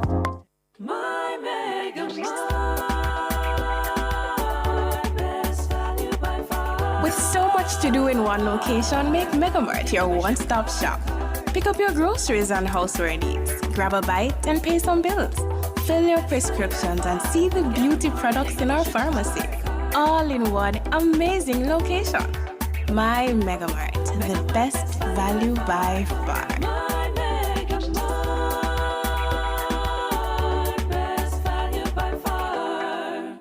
This summer, transform your summer body with Express Fitness Gym. For just $9,500 on AutoPay, you'll get access to all our locations 24/7. Enjoy free classes, fully air-conditioned facilities, showers, and changing rooms. Plus, our certified trainers are here to help you reach your goals. Visit Express Fitness Gym today. Your goal is our mission. Find a location near you or sign up now at pay.expressfitnessja.com. Public Opinion is brought to you by Cleasing Industrial Supplies Limited, Industrial Automation and Control Solutions. Hello, good evening, and welcome to Public Opinion. I'm Mahiri Stewart. Special good evening to our wonderful, wonderful YouTubers. Make sure you chime in on today's Public Opinion. Well, folks, it's coming. Whether you like it or not, Hurricane Beryl is making a beeline for the Caribbean. As a matter of fact, it's already hit some Caribbean countries, and it appears Jamaica will be in its path. So, for Public Opinion today, we're asking you the question, man, the big question that's on everybody's mind. Are you prepared for Beryl? Yeah? That's what we're asking on Public Opinion today. Let's take a look at some of the answers, shall we? I'm on Facebook right now, and the first comment I see is Winston. He says, I've already prayed to my father and best friend, Jehovah the Almighty God of heaven. Therefore, my beautiful Jamaica will be spared. There you have it, folks. We're all good, yeah? No more, nothing to prepare for. Yeah, Winston got us covered. Yeah. Thank you, Winston. We keep going. Philip Jackson says, that girl Beryl, no one can second guess her. It's nature taking its course. Just make sure you have some tin food, your medicine, your drinking water, and your prayer line open. Blessings. All right. Natalie Winter says, no, if Beryl come, it come. You need strong dollars to be adequately prepared. Just have to make do with the little I have.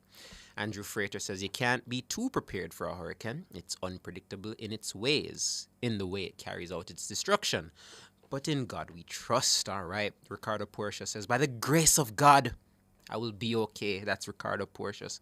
Mark Julia says, my house roof should be okay. I got food stored and I'm mentally prepared, so it's a yes. Love that. Rosalind Buck says, yes, hurricane season is June to November. Edney Powell says, no, we won't get any hurricane. That's sounding kind of Gilbertish. I can't lie, Edney. That's what they were saying back in 88, and that thing hit us, yeah?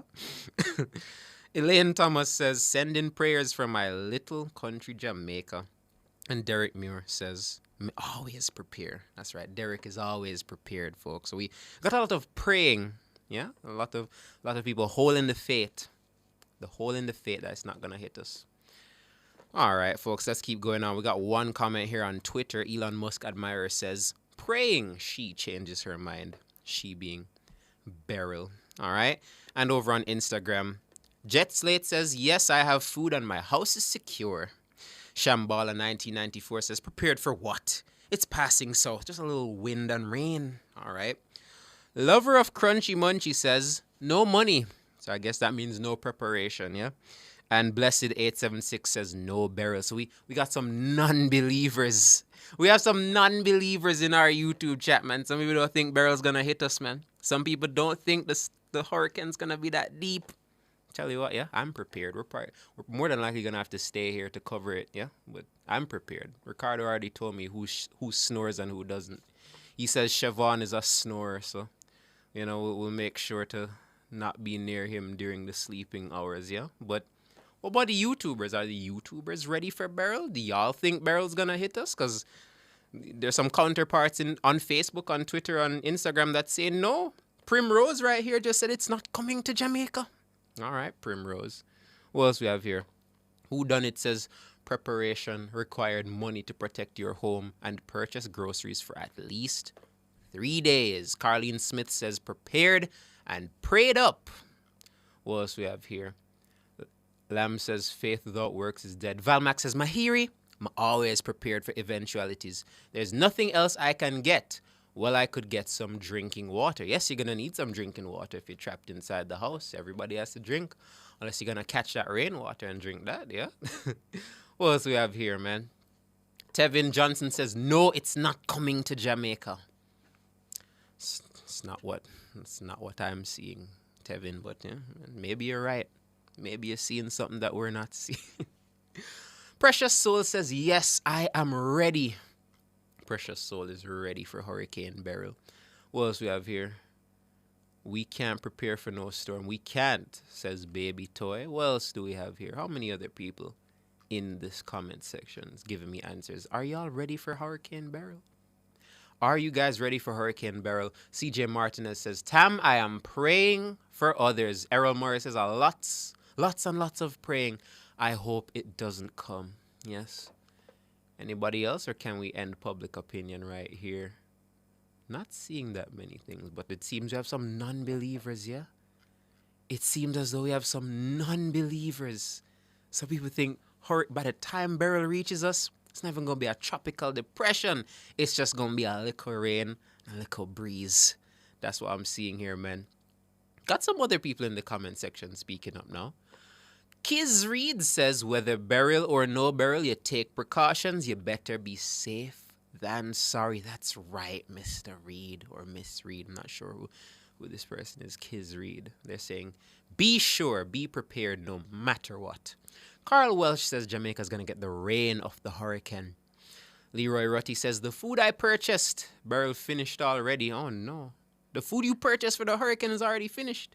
Oh, come on, Leroy. What you mean you already ate the sardine, bro? No. You're going to have to get some more. You're going to have to get some more. That thing's coming, yeah? What else we have here? Baby Toy says, everyone turn prayer now. David Barrett says, I always do what I can do. Sheon Atkinson says, the hurricane is coming, whether you like it or not. Get ready, get ready, get ready. The hurricane is coming. Tam says, just get enough flour, 10-kilogram pack of basmati rice, enough tin tuna, sardine, mackerel, and coal. Tell Beryl to come ready. Tam is ready for Hurricane Beryl, folks. I'm really liking these comments, man. Having myself a wonderful time reading through some of these. We got the believers, we got the non-believers right now as it regards whether or not this hurricane is coming. Are we going to make the same mistake we made with Gilbert? And I say we, I'm really talking about some of you guys because I wasn't in a position to make a mistake back then. But we keep going. Bling Creations JA says, I have enough food for my family of 4. Hope my roof will be okay. It's a bit iffy. You got an iffy roof. Well, hopefully the breeze won't be too bad, Bling's Creation. Hopefully you will still have that roof once the hurricane passes through. Yeah? What else we have here, man? Affectionate. Oh, hold on. What we got here? All right, here we go. Nathan Gale says, if it comes, it comes. I have a lot of breadfruit and mango. Wonderful. Colin White says, the hurricane is passing the south of Jamaica. And yes, Prime Minister Andrew Holness did say southern areas going to be affected. Eastern areas are going to be affected. So, yeah, that's something to keep note of. Those in the eastern parishes are most in the firing line as it regards where this hurricane is going. Dawn B12, I love what I'm seeing here. People, whether we believe that the hurricane is coming or not, be prepared. The difference with Gilbert was before it came, Jamaica was having lots of rain. And I think that's why it affected us so bad. Once again, I'm going to have to do my research on that, because that could very well be the case. Yeah? What else we have here? Leroy Rutty says, y'all told me it would have been here from last week, so I'm going to start eat early from Saturday midday. Oh, no, Leroy. You jumped the gun, my guy. You're going to have to go back to the supermarket if you're going to make it through this one, man. But that's public opinion right there. I've been given the wrap up. But today was a good one, folks. Hopefully we can do this again tomorrow. Hopefully we'll even do it in the middle of the hurricane when it comes, yeah? That's public opinion. I'm Mahiri Stewart. Stay tuned for the business report.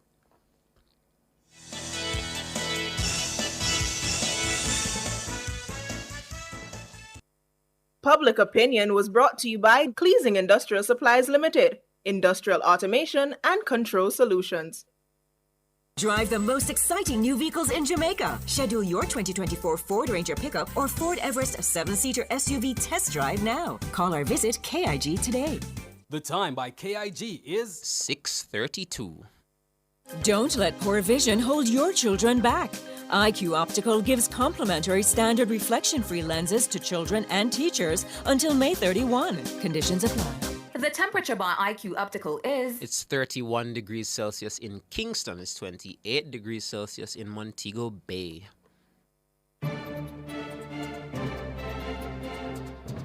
Good evening with the Business Report. I'm Mahiri Stewart. Barita Investments Limited isn't ready yet with a date on when it plans to start developing the large property holdings it controls. Barita Investments CEO Ramon Small Ferguson at the company's annual general meeting in Kingston, held Friday in Kingston, said, "We are doing market studies and getting the market information to put forward the right inventory into the market because our strategy is to develop for divestment. We do not intend to occupy all these structures," he said. The company's caution comes amid the softening of certain segments of the real estate market.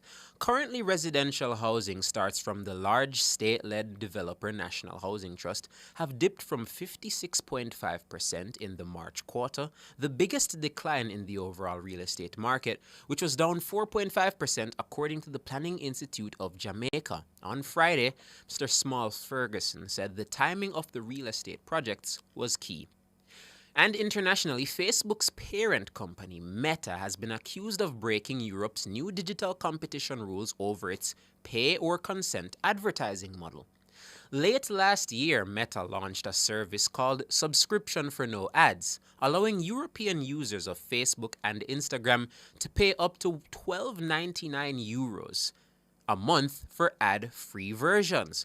The alternative is to accept versions with personalized ads.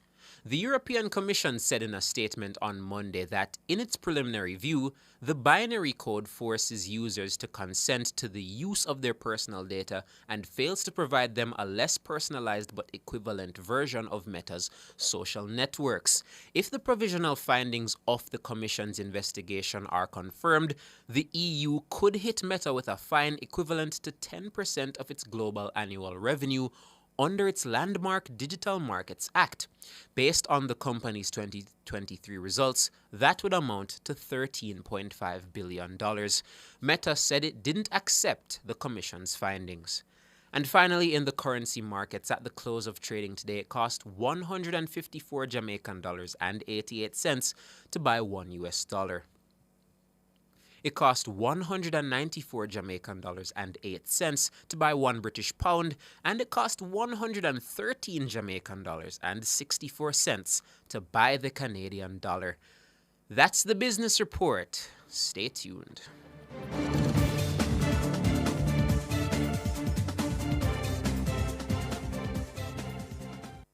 You can still go through quicker and cheaper with a T-tag under the new toll rate structure.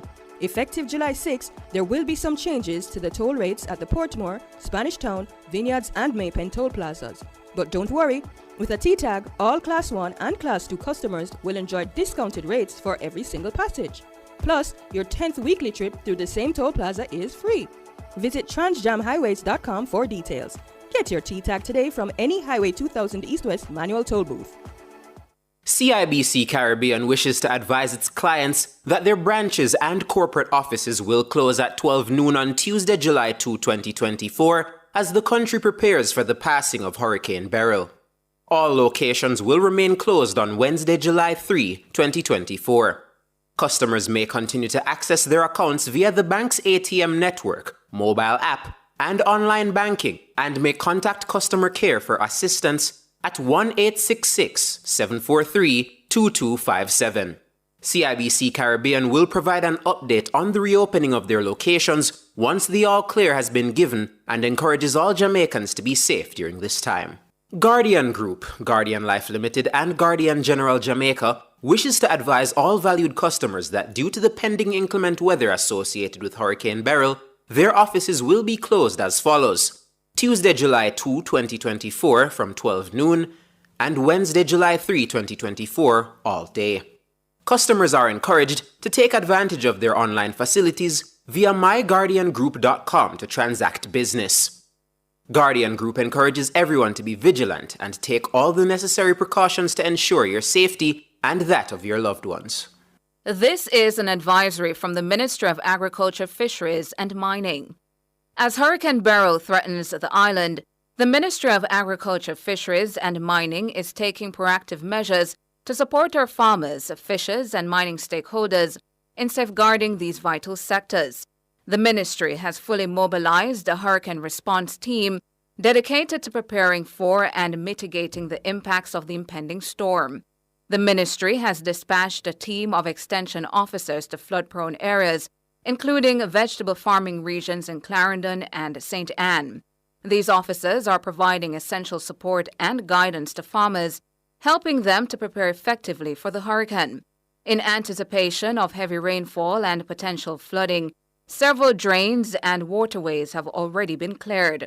Immediate action are being taken to further clean and enhance drainage systems, secure livestock by moving vulnerable animals to higher ground, protect chicken houses and pens, and harvest mature and other crops where possible.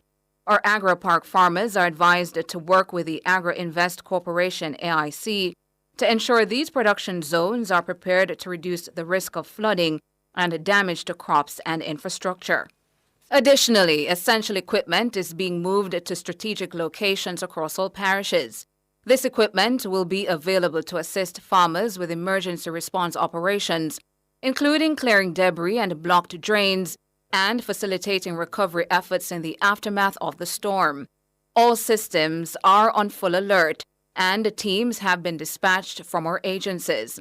Farmers are advised to stay in touch with our officers and offices, including the Rural Agricultural Development Authority RADA, Jamaica Agricultural Commodities Regulatory Authority JACRA, the Banana Board, the Coconut Board, the Sugar Industry Authority SIA, Jamaica Dairy Development Board JDDB, National Irrigation Commission NIC, and the Jamaica 4-H clubs. The ministry and its agencies are fully mobilized and are on full alert, ready to use all resources, including specialized equipment such as amphibious excavators, backhoes, tractors, and other vehicles to aid in transportation and other critical tasks.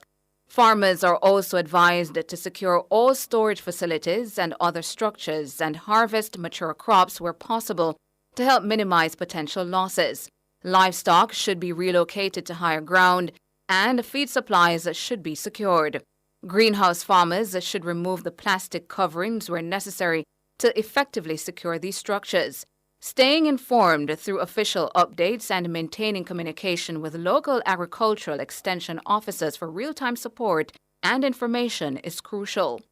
For fishers, please be reminded that the VHF system is fully operational. Utilize the communication system provided using channels 24, 25, 26, and 27. The ministry has lifted and secured floating dock systems and vessels, and all fishers are advised to maintain vigilance in all coastal and fishing communities and immediately evacuate the Morant and Peter Keys for their safety. Fishers are also reminded to stay in touch with the National Fisheries Authority, NFA. Minister Floyd Green stated, "The ministry is committed to standing by our sectors during this critical time. We are fully mobilized and prepared to provide the necessary support to ensure the safety and resilience of our entire agriculture, fisheries, and mining communities." The mining sector is also advised to urgently execute established protocols regarding safety and security during hurricanes. Communication channels must be fully activated, and the alert and early response systems mobilized in the event of any disaster. This will ensure that our bauxite interests and mining communities remain safe and secure throughout the storm. The ministry and its leading stakeholders and agencies are on full alert and are standing by to provide assistance where necessary, both during and after the storm. Stay safe and take all necessary precautions. That was an advisory from the Ministry of Agriculture, Fisheries and Mining.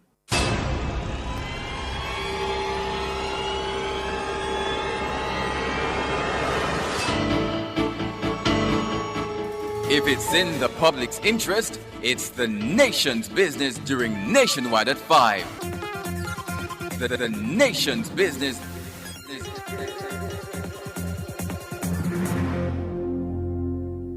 Experience Jamaica's Olympic triumphs in Jamaica Gold, a golden spotlight.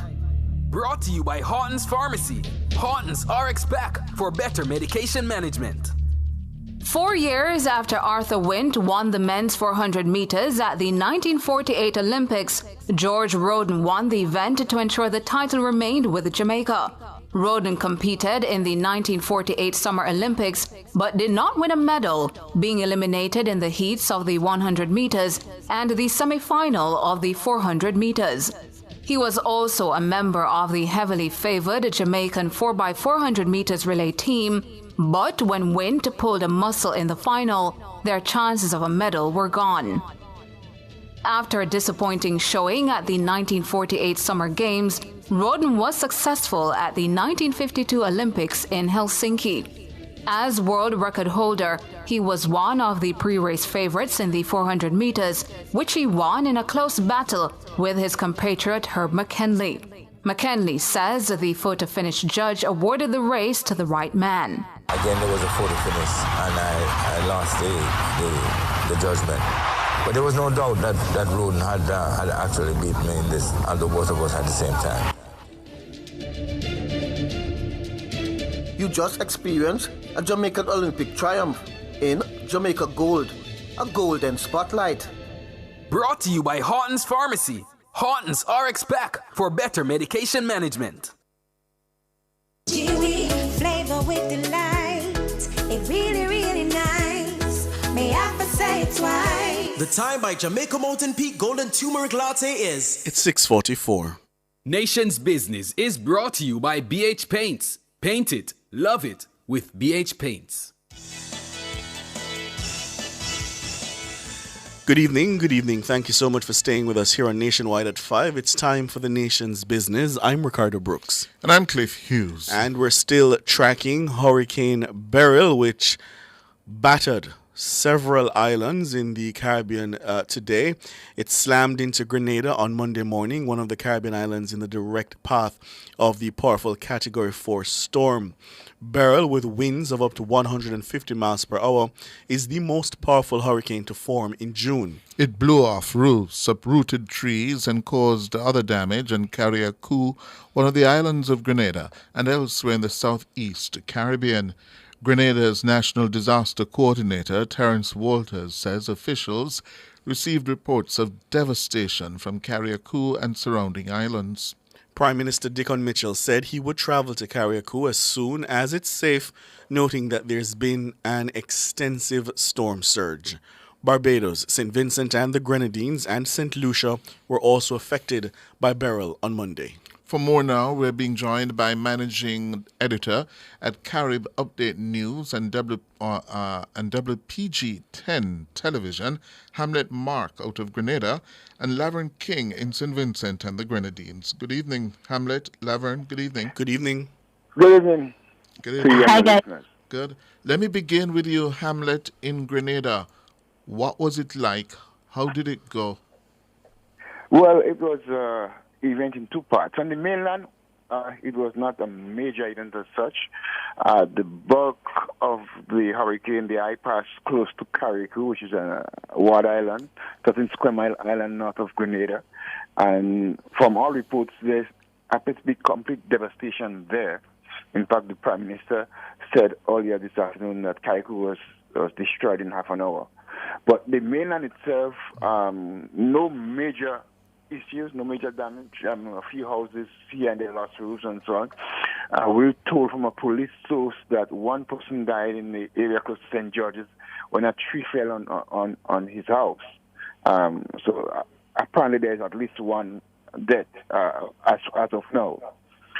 So that's the situation right here now. Carriacou is the major area of worry for people in Grenada, and we've got about 8,000 people living there at 1,000 square mile island, and the Prime Minister said he's going to try to get there tomorrow sometime.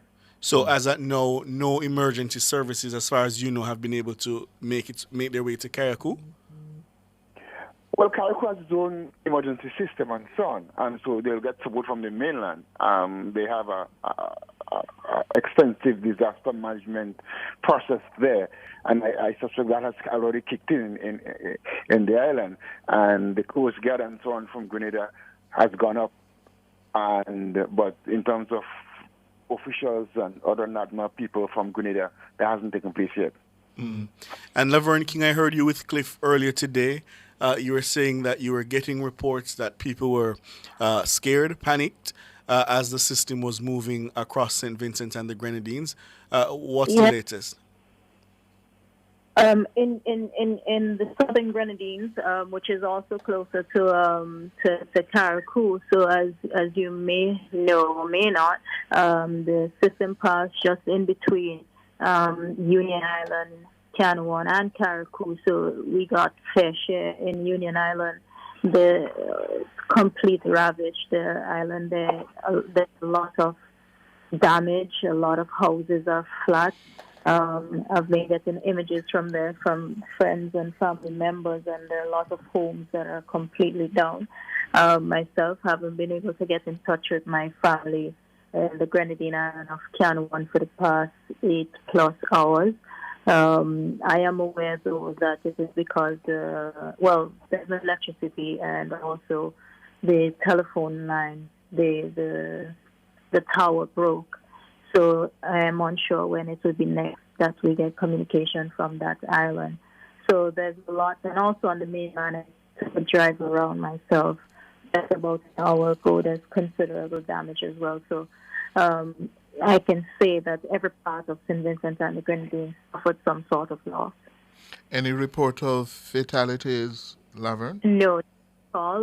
There are over 1,048 people, last I remembered, in the emergency shelters, and about 48 emergency shelters activated across the island. But most are still without electricity. Myself, I'm in and out of connection. There's very little electricity for lots, but I do know that our electricity company is working to restore to the essential services first, and then they will see. But from what I saw when I was driving around, there are a lot of wires that are down, so I anticipate it may take a day or two. We also have with us the leader of opposition business in the Senate in St. Lucia, Dominic Fede. Good evening. Good evening, Mr. Good Fede. evening to you, sir. Good evening. Good evening. What was it like in St. Lucia today after burial? I think for those of us living in the north of the island, a little less severe as those of us living in the south of the island that are closer to the Grenadines. I've been listening in on the interview that you're doing, and I suspect that the interview is from somewhere from the Grenada, Petit Martinique, Carriacou region. The pictures that we have seen certainly suggest that those islands would have gotten the brunt. But the south of St. Lucia, which is closer to the eye of the storm, would have received a pounding. We have seen pictures swirling around on social media with a lot of loss to property, a lot of damage to craft vessels, fishing boats on coastal communities. There's one that comes to mind, for example, in the very famous touristic town of Soufrière. We see a very popular beach park that was severely affected by this storm as residents ran for cover. I know that there was some damage to residential property as well. St. Lucia in the south of the island is a very agricultural community. I don't have an official assessment on what has happened to the agricultural sector, but I can imagine a lot of damage to the main crop, bananas, and other non-banana crops would have been impacted severely. Any loss of life, of the island, Dominic? Any loss of life? Not that I know of. I have not had any official reports of that. The city center, Castries, has been flooded. The coastal villages such as Ancillary and Canaries would have received a lot of strong wind, a lot of strong rain as well, affecting and leaving many communities tonight without running water and electricity. Hamlet, Mark, did you get the sense that Grenadians took the warnings seriously? Your Prime Minister, for at least 48 hours, I was tracking and watching him. He was warning Grenadians that this was going to be serious and they ought to take it seriously. Did you get that sense? Yes, that happened. I think most if you remember Hurricane Ivan. I think there was a different attitude going in this time. When Ivan came, 20 years ago, a lot of people didn't take it seriously. But having had that experience, very recently, I think a lot of people this time did take the warning seriously.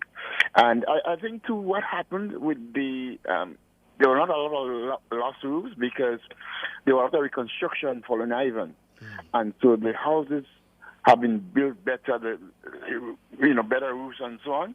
So I think that put Grenada in a good stead today in this passage of the hurricane. So I don't think there's any serious structural damage to any housing of any note on the mainland in Grenada. Mm-hmm. Laverne King, you'd have attended school here in Jamaica at UWI Mona, and you know the premium that the institution has now placed on combating the worst of climate change and the effects that we're seeing across this region. How do we begin to have that conversation, especially with people of our generation, about what needs to happen now in terms of how we move forward, in terms of how we build and how we prepare for these systems? See, one of the interesting things that people don't understand about these small island developing states is Sorry, not hearing you very clearly, Laverne. Sorry, is this any better? Yes, much better. I was saying one of the things that we must always remember about our small island developing states is that we contribute less than 1% of the global greenhouse gas emissions, and yet we live with some of the greatest impacts. I know for St. Vincent and the Grenadines, I heard Mark, who I know, talking about how they built back stronger in Grenada, but in St. Vincent, for example, where we're in a constant state, I believe, of being affected almost every hurricane season, and the spending power of the people is very low. There hasn't been that sort of opportunity to build back with the sort of resilience that is needed, even to withstand some even a weaker hurricane. I would argue. In St. Vincent and the Grenadines, a large part of our spend, if you look at our budget, a large part of it is always going into rebuilding different communities, and totally it accounts for a large percentage for GDP, actually. So I do know that we have to think about how do we mitigate, and a lot of it has to do with, can we get some of these homes that were built since when or when? Mm-hmm. How can we reinforce them? I mean, you drive across the Rabaca Drive River, which is in the north of the island, and a lot of the homes are still on shaky standing since the eruption of the volcano a few years ago. And I think a lot of it has to do with the fact that we, as a country, we're a poor island state, and also a lot of people do need a lot of social assistance to get them where they need to get to. Yeah. And Dominic Fede, we're now on the front lines, as you heard essentially from Laverne there. How do governments now start to pivot? You heard Laverne talking about how we build in the region. Do we need to change those things now? Well, the vexing issue will always be, can the economies of the Caribbean keep a pace with the need and construction costs of building the homes that are required? There's no short of awareness and the need for there to be stronger building codes in our respective countries. But I would like to echo what Laverne has said is, can our economies keep up to the demand of the higher velocity of hurricanes, the greater frequency of climate change and disasters? And that is the vexing question that is brought about. I think that the global community has certainly got to have a greater sympathy and a greater conscience as it relates to releasing the various pledges that they have made to the smaller islands of the world, whether it's in the Pacific, whether it's in the Indian Ocean or the Caribbean. This has become an urgency of now, where those countries, especially those that are guilty of the highest levels of carbon emissions, they have now got to do what they say. They've got to walk the walk. We've had a lot of talk. We've seen a lot of COPs, but we now need to see some real tangible, at a faster rate, the drawing down or making funds available for the smaller countries that are on the front lines to respond appropriately. Mm-hmm. All right. Thank you so much, Hamlet Mark, Managing Editor of Carib Update News and WPG 10 Television in Grenada, businesswoman in St. Vincent and the Grenadines, Laverne King. And we adopt her as a Jamaican. She was here at Mona. Yes. Yeah, we know her well. And leader of opposition business in the Senate in St. Lucia, Dominic Fede. Thank you so much for your time. All the best. Thank you. All right. Take care. Good All girl. the best. Bye.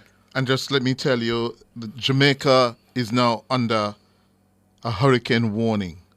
The hurricane watch has been upgraded to a hurricane warning.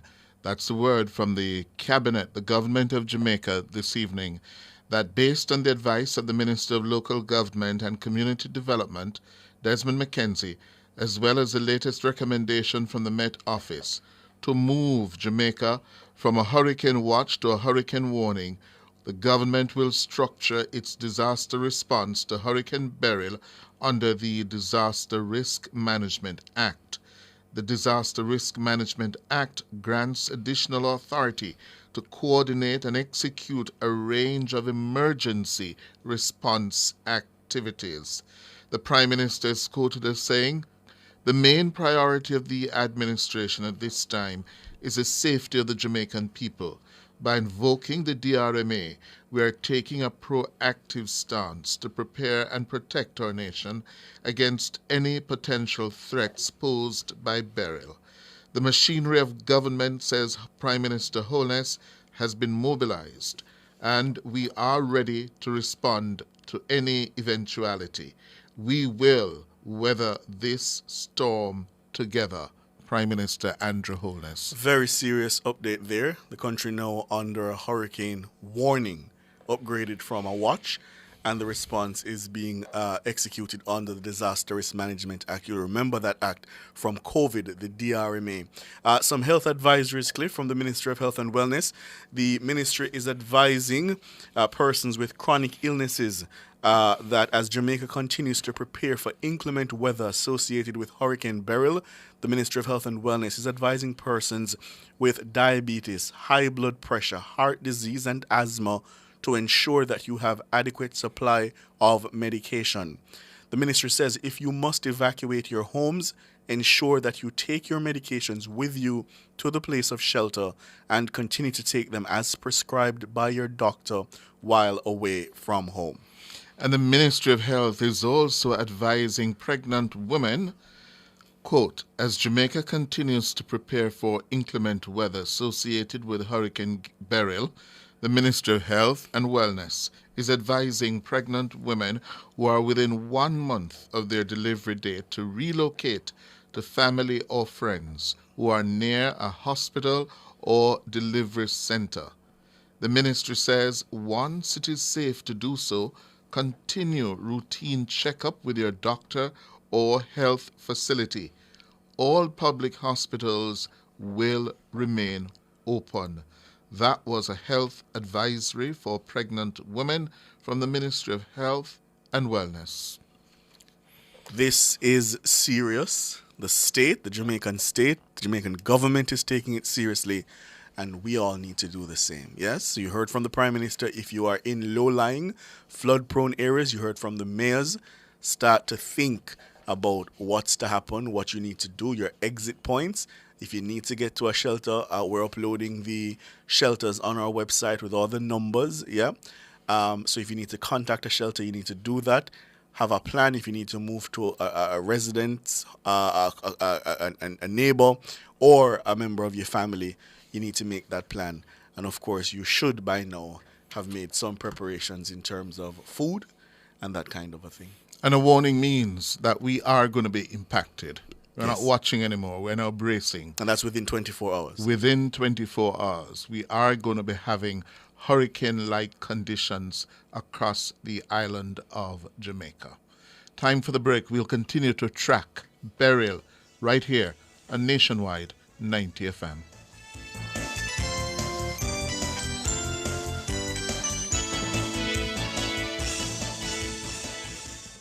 Nation's Business was brought to you by BH Paints. Paint it, love it with BH Paints.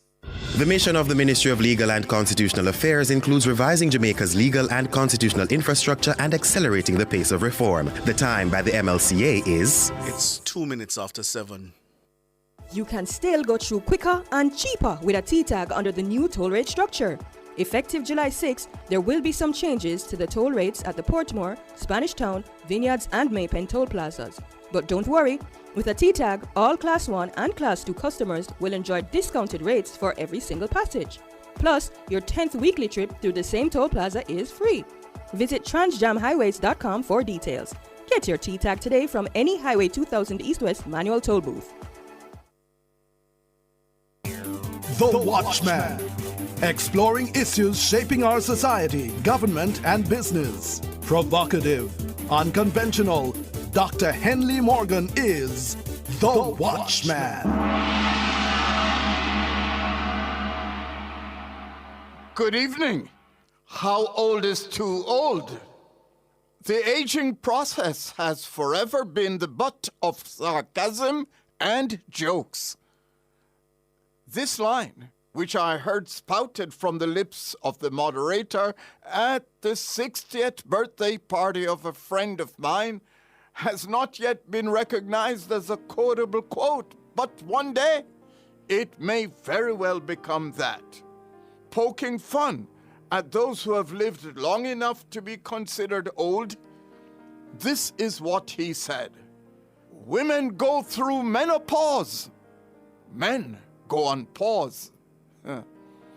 Putting fun and joke aside, one of the most enduring truths about aging is found in the Bible. Psalm 90, verse 10, King James Version. I quote, "The days of your years are 60 years and 10. And if by reason of strength they be 80 years, it is soon cut off and fly away." End of quote. Even with advances in medicine and life-saving technology, this remains essentially true of aging and life expectancy worldwide. What does it mean to be getting old? This may vary from country to country and culture to culture. Germany serves as a rough benchmark. In Germany, people between 60 and 75 years old are considered to be aging or elderly. People between 75 and 90 years old are considered to be old. People between 90 and 100 years old are considered to be very old.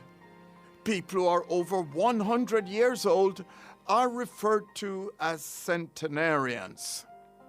Chronological aging, such as just mentioned, is what we all dread. It is unstoppable, and we pretend to celebrate each birthday.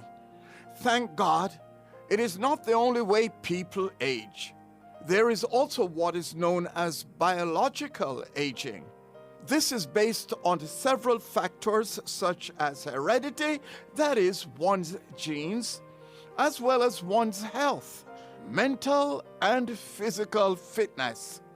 Rupert Murdoch and Warren Buffett, two of the world's wealthiest men, well into their 90s, who still actively manage their massive fortunes, are often cited as examples of persons who defy the inevitable cognitive decline that comes with aging.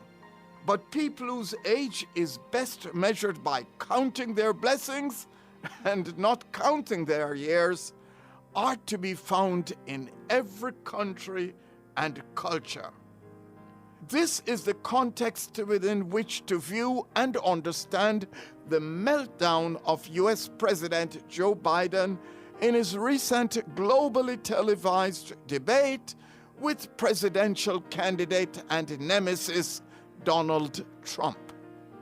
Like a deer trapped in the high beam of an oncoming vehicle at night, he was trapped in that zone euphemistically termed a senior moment. Not even politics can stop the time. think on these things. Produced by Agency for Inner City Renewal, AIR, and recorded in the Jamming Studio Trenchtown, a breath of fresh air bringing change to the inner city.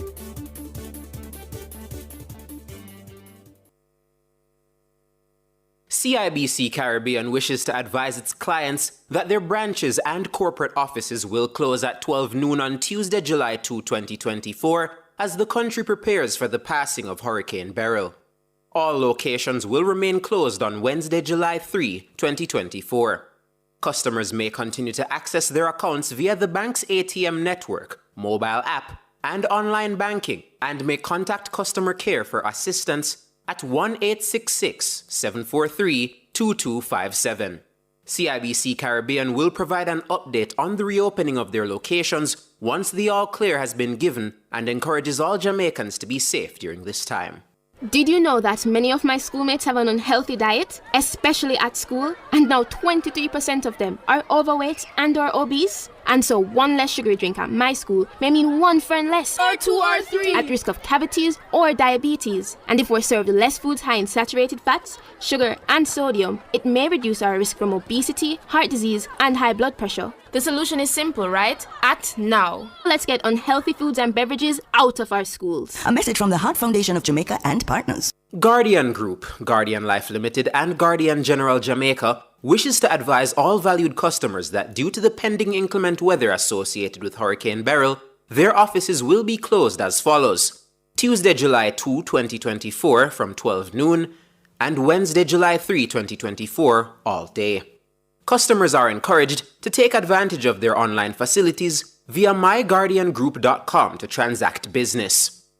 Guardian Group encourages everyone to be vigilant and take all the necessary precautions to ensure your safety and that of your loved ones. Experience Jamaica's Olympic triumphs in Jamaica Gold, a golden spotlight. Brought to you by Horton's Pharmacy. Horton's RX Pack for better medication management. After the 1952 Olympics, Jamaica endured a gold drought for 5 Olympic cycles. That's until Donald Quarry ended the streak at the 1976 Montreal Games, winning the men's 200 meters. Quarry made the Jamaican 100 meters team for the 1968 Summer Olympics as a 17-year-old, but he got injured in training and could not compete. In 1976, after winning the AAA's 100 and 200 meters titles, Quarry could finally compete at the Olympics without injuries. He first made the 100 meters final, which he led until overtaken by Trinidadian Hasely Crawford. In the 200 meters, Quarry led the pack, coming out of the turn and held off all challenges to take the title in 20.22 seconds. Away they go, first time, and Quarry got a magnificent start in lane 2, and Quarry really taking them off. And once the laps on the track, I'm not quite sure it is. And there's another one down, Hampton it looks like. No, Hampton in the centre, there's Quarry. And Quarry comes home in front with Hampton in second place, Evans third, and Betty in fourth. And Quarry, the silver medalist in the 100, takes the 200 from Hampton, and in third place was Evans with Betty in fourth. You just experienced a Jamaican Olympic triumph in Jamaica Gold, a golden spotlight. Brought to you by Horton's Pharmacy. Horton's RX Pack for better medication management.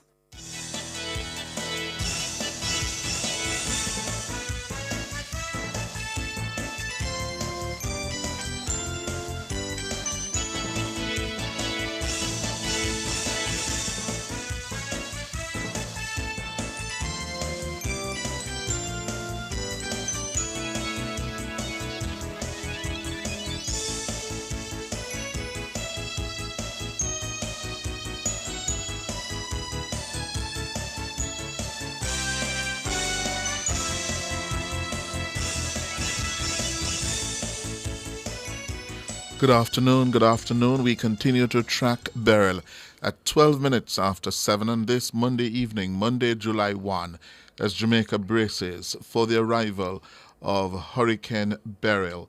The country now under an official hurricane warning issued at the top of the hour by the government that Jamaica is on hurricane warning.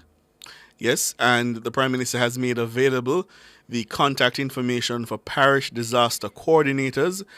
These are placed in communities as a first point of contact should an emergency or disaster situation arise, and we're going to give you that information now. For the parish of St. James, the disaster coordinator is Miss Tamoy Sinclair.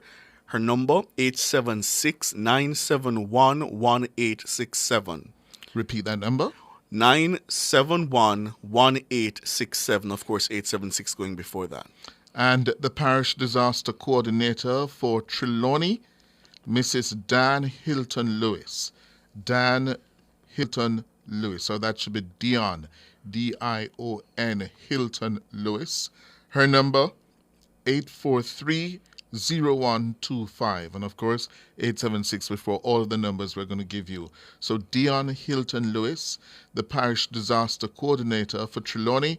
Her number, 843-0125. Over in Westmoreland, the acting disaster coordinator is Mrs. Marcine Campbell Carr. Two numbers for her, 876-813-7045. That's 876-813-7045 or 876-955-2527. That's the office number there, 876-955-2527. And for Hanover, the assistant coordinator, Anissa Spence. That's Anissa Spence. Her numbers, straight line 956-9703. That's 956-9703 or 564-0917. That's 564-0917. In Portland, the disaster coordinator is Mrs. Denise Lewis. Her number, 876-837-1986. That's 876-837-1986. For the Garden Parish of St. Anne, the disaster coordinator is Alvin Clark. Alvin Clark, the disaster coordinator for St. Anne. His numbers, 401-9866. That's 401-9866 or 972-1942. 972-1942 or 972-2615-6. That's 972-2615-6 or 360-7460. That's 360-7460. In the capital, Kingston and St. Andrew, Terry Forrester is the disaster coordinator, 876-456-1183. The disaster coordinator for Kingston and St. Andrew, Terry Forrester, 876-456-1183. And for Portmore, your parish disaster coordinator is Shanique Marsh. That's Shanique Marsh. Her number, 878-5779. 878-5779. In St. Catherine, Mrs. Yashika Jathan Thompson, 876-561-9198.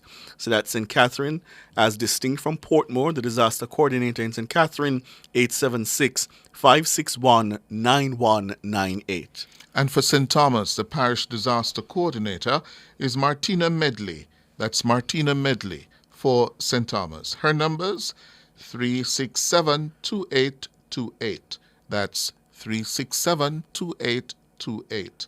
Or 396-9818. That's 396-9818. All right, so we're giving you the disaster coordinators across the island. The Prime Minister just made this available. In St. Mary, the disaster coordinator is Adrian Tate. His number is 876-577-8307. That's 876-577-8307. And for Clarendon, yes, Clarendon, Eleanor Coombs Waith. Her number, 853 1407. That's the Parish Disaster Coordinator for Clarendon, Eleanor Coombs-Waite. Her number 853-1407. In Manchester, Keval Lewis is the acting disaster coordinator. His number is 876-503-2852. That's 876-503-2852. And for St. Elizabeth, your parish coordinator, Ornella Lewis. Ornella Lewis, 634-0768. That's 634-0768 or 965-2267. That's 965-2267. Yeah, so those are the disaster coordinators across the island. I think, no, Cliff, we should play this clip from the Chief of Defence Staff, Vice Admiral Antoinette Weems Gorman. She was urging fisherfolk earlier today to heed the warnings of the authorities and return to land. And we've been talking about how, frankly reckless it is, to ignore the warnings and then expect to be rescued should the worst happen. Here's the Chief of Defence Staff. The JDF has initiated its normal protocols for hurricane preparedness. And so firstly, we have set about securing our bases and installations so that we are ready and available to serve the nation. That is fully underway. There are some implications nationally, some national assets that will not be available once we have secured them, such as our ships. That has implications for the fisher folk who by now will know that we have struck our base in Pedro Keys and will not be available to assist persons in search and rescue in that area until the ships have come back from hurricane avoidance. And I want to reiterate that it's very important that the fisher folk heed the warnings that have been given to them and make their way to mainland if they haven't done so already. Also, our aircraft, which provide essential services for movement of critically ill persons and search and rescue services, those will also be secured. They are in the process of being secured and should be completed by this afternoon, save and except the last one, which will stay as long as possible, and they will not be available as well. Nationally, we have a disaster response role, and we are very nested in the activities of the ODPM. We have been involved in all those meetings and are prepared to conduct our duties. The JDF is widely deployed across all three areas of command. In the JDF, we call them the Eastern, Central, and the Western Command. And we are fully deployed. Some particular assets are also pre-deployed for use should they become necessary. In our regional role, we are also prepared. Our response area is the northwestern area of the Caribbean, which will be impacted by this tropical event. And so our disaster assistance response team is screened and prepared and ready to deploy if we are so directed. So Jamaicans can rest assured that as normal, the JDF will be available and ready to assist. As the Commissioner has indicated, we're also very nested and aligned with the requirement to support the JCF for public order and other issues operationally. That's Vice Admiral Antoinette Weems Gorman, Chief of Defence Staff of the Jamaica Defence Force. It's 21 minutes after 7, and the 8 o'clock advisory has been released. Not good news. Beryl is strengthening. It is still a Category 4 system, but its wind speed, yes, now up to 155 miles per hour. That's a catastrophic system. Yes. This could kill. Yeah? 155 miles per hour, the wind speed is now up to. It's a dangerous Category 4 hurricane, and it is situated, 910 miles east-southeast of Kingston, Jamaica. That's 910 miles east-southeast of Kingston, Jamaica. Yeah, this is the 8 o'clock advisory, 7 o'clock Jamaica time, just issued 22 minutes ago.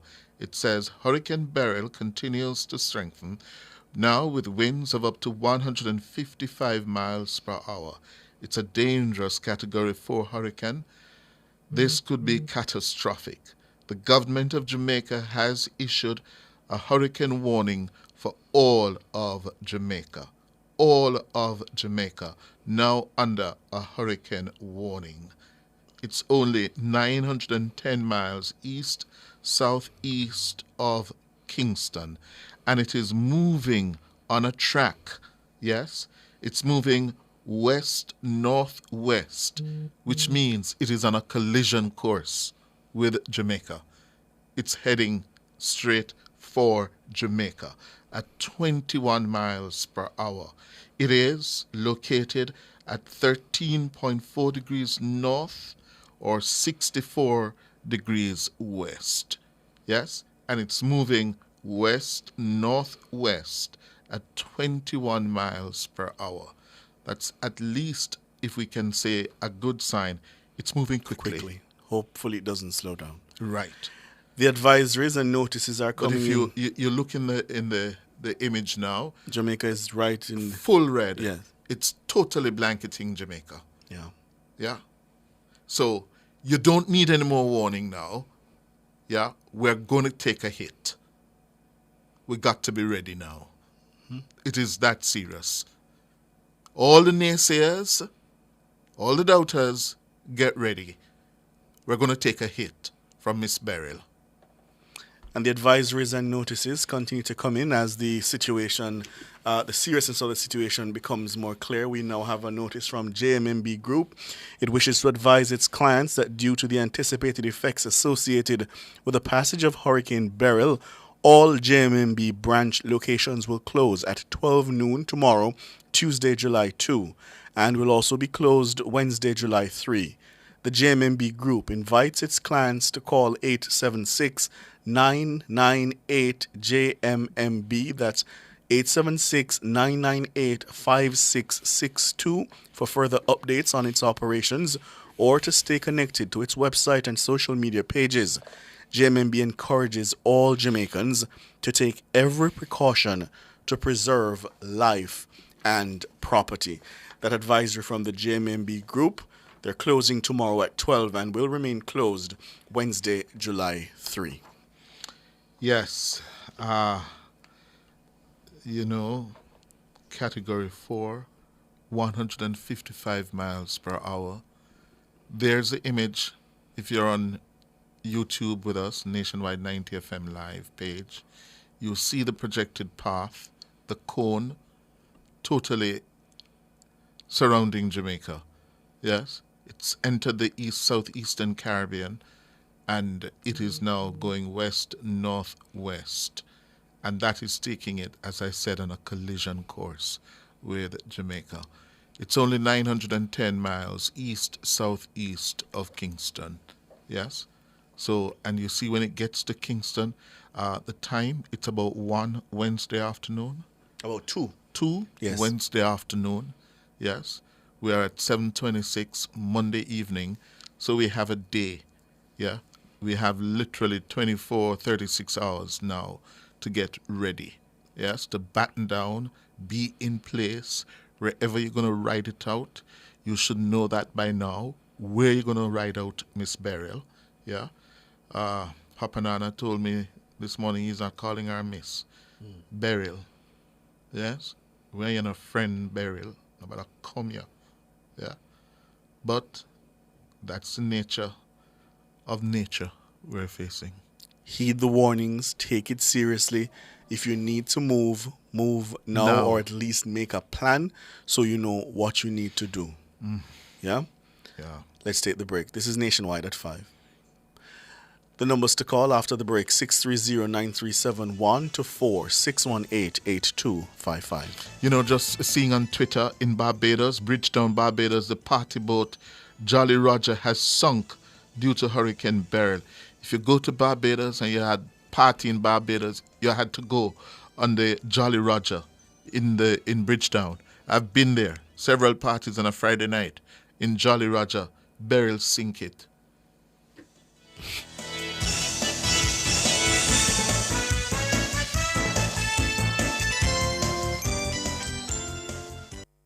You can still go through quicker and cheaper with a T-tag under the new toll rate structure. Effective July 6, there will be some changes to the toll rates at the Portmore, Spanish Town, Vineyards and Maypen toll plazas. But don't worry, with a T-tag, all Class 1 and Class 2 customers will enjoy discounted rates for every single passage. Plus, your 10th weekly trip through the same toll plaza is free. Visit transjamhighways.com for details. Get your T-tag today from any Highway 2000 East-West manual toll booth.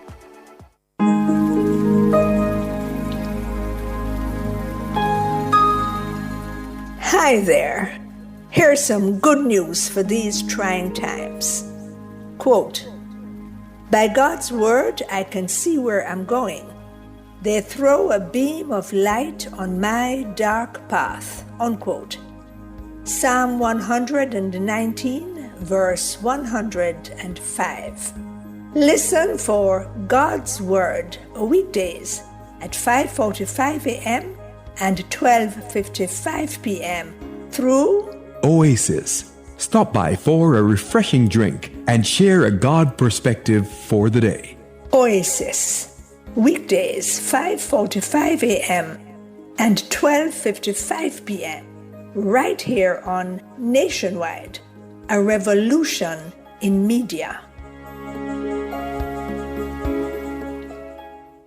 The rebroadcast of the Oasis can be heard weekdays at 5:45 a.m. The Oasis is brought to you by Solar Tech Jamaica. We use the gift of the sun to power our world. Some men claim they're in love and loyal. They would drive from Niglo to see a woman in Port Royal, not to get love and affection, but to face another night of rejection. You know, that night we have to say, you thought just because you drove all this way, I'd give you hugs and kisses. We only been together 8 months. Some men sell their soul to get a bottle of the honey and spend the very last of their money, even when they know the love of their life as another man.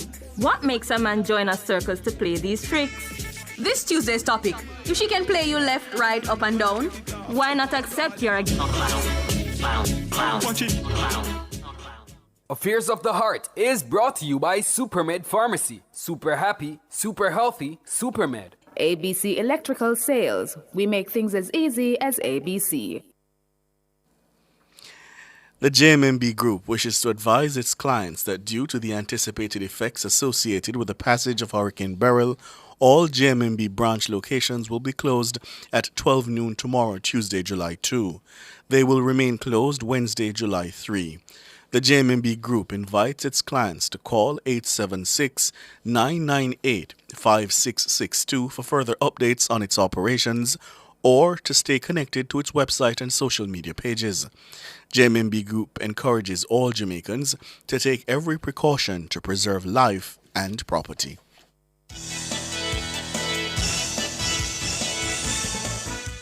It's 7:30, and just let me do a quick recap of where we are at this hour on a Monday evening. We can tell you Jamaica now officially under a hurricane warning, meaning that we are likely to face hurricane-like conditions within 24 hours. Yes, the latest release from the National Hurricane Center puts Beryl 910 miles east-southeast of Kingston. It's traveling in a west-northwesterly direction, which takes it on a direct collision course with the island of Jamaica. And there you have the cone. We are showing you the cone online because it is clearly a very, very much ominous moment for us here in Jamaica. We must now get ready to face the wrath of Beryl, Hurricane Beryl. We can also tell you that the cabinet of Prime Minister Holness, I'm told, continues to meet at this moment, given the serious threat that the island is now facing. And the cabinet issued a statement earlier this evening saying that it will now be invoking the Disaster Risk Management Act, the DRMA. Right. And it will be getting under that act increased authority to protect, yes, life and limb and property here in Jamaica. Yes. So please, the window is now closing. Go get your yourselves, your family prepared. Yes, identify where you got to go. We at Nationwide, we are here for you. We'll be here to help track burial. We can tell you that, Dana, can you confirm whether the list of shelters is now up on our website? It's a long list. Yes, almost how many hundreds of shelters across the island. We're going to put that up on our website for you to help make your decision whether you're going to stay at your home or you're going to make your way to a shelter. You have got to make a decision now as a family where you're going to ride out burial, because burial is very, very serious. It represents a deadly threat. Let us call a spade a spade. At 155 miles per hour, 155 miles per hour, it can move buildings. In the best of times, when we have rainfall, there are landslides, there's flooding. In the best of times, yes, this system you heard from Evan Thompson earlier will bring heavy rainfall. Yeah, so even if by some miracle we are spared the worst of the winds, yes, there will be flooding. There are 870 emergency shelters across the island. And it's now up on our website. The list is there, so you can go to the Nationwide website and you see the list, the 800 and odd shelters, so you can make your plan as to where you're going to ride it out if you can't stay at home. We have on the line now, we're going to take your calls. Richard, good evening. Good evening. Good evening, Mr. Hughes. I spoke to a lot of young people today, and they don't care about this because they're telling me it's not coming. I said, well, you may never know. Just don't have that negative thoughts in your head. Mm-hmm. And I saw a lot of people doing their shopping and everything, but a lot of them don't care. Mm-hmm. So what kind of attitude is that, sir? Well, it's a very dangerous attitude to have, yes. But, you know, we know that over the years we have been spared, yes. Some people put it down to the intervention of the man above, yeah. But we have to take care of ourselves at the same time. We must have faith, but we should also be responsible, yes, and make provisions. Yeah. Yes. Yeah. Richard? No, the line. No, not hearing Richard clearly. 630-937-124, 618-8255. Those are the numbers to call. We're tracking burial. Where are you in Jamaica? And, you know, are you prepared? Are you ready? Have you made your preparations? Do you have your plan in place? Do you know what's going to happen? If the worst should happen, we're taking your calls. 630-937-124, 618-8255. And you know, Cliff, at the media conference this afternoon held at the OPM, you really saw a concerted effort to show that there was a joined-up government approach.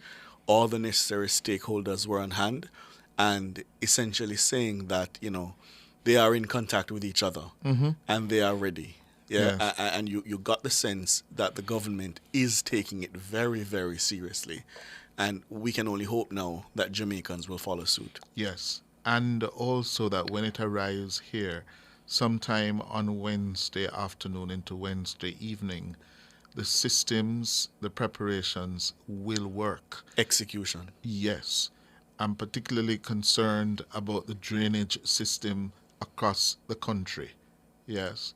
Even in the best of times, with a good tropical downpour lasting for an hour or two, we have problems in the capital city, in the western city, and several other parts of the country.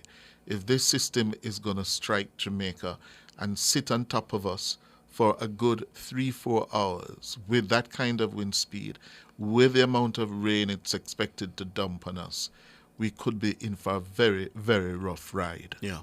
Yeah. So I hope the drainage system will work, and I hope the people who live on the riverbanks, yes, in hovels, yes, not sturdy enough to withstand a 60-mile-per-hour gust of wind. You must understand now you're looking at 3 times 60 miles an hour at 155 miles an hour. Yeah. Yes, that is very dangerous. You could be blown away as well as a roof over your head. I see Blessed saying very concerned about Portmore. We did reach out, our producer did make contact with the mayor of Portmore, who says that he is engaged with the disaster responders, and he says that as soon as he's able to, he will provide an update. But we did reach out for you, Blessed. He says that he's engaged, and they are taking it seriously at the Portmore Municipal Corporation. But as soon as we are able to get him on for you, we will do that. Yeah, we're taking your calls 630-937-124, 618-8255. Paul, good evening.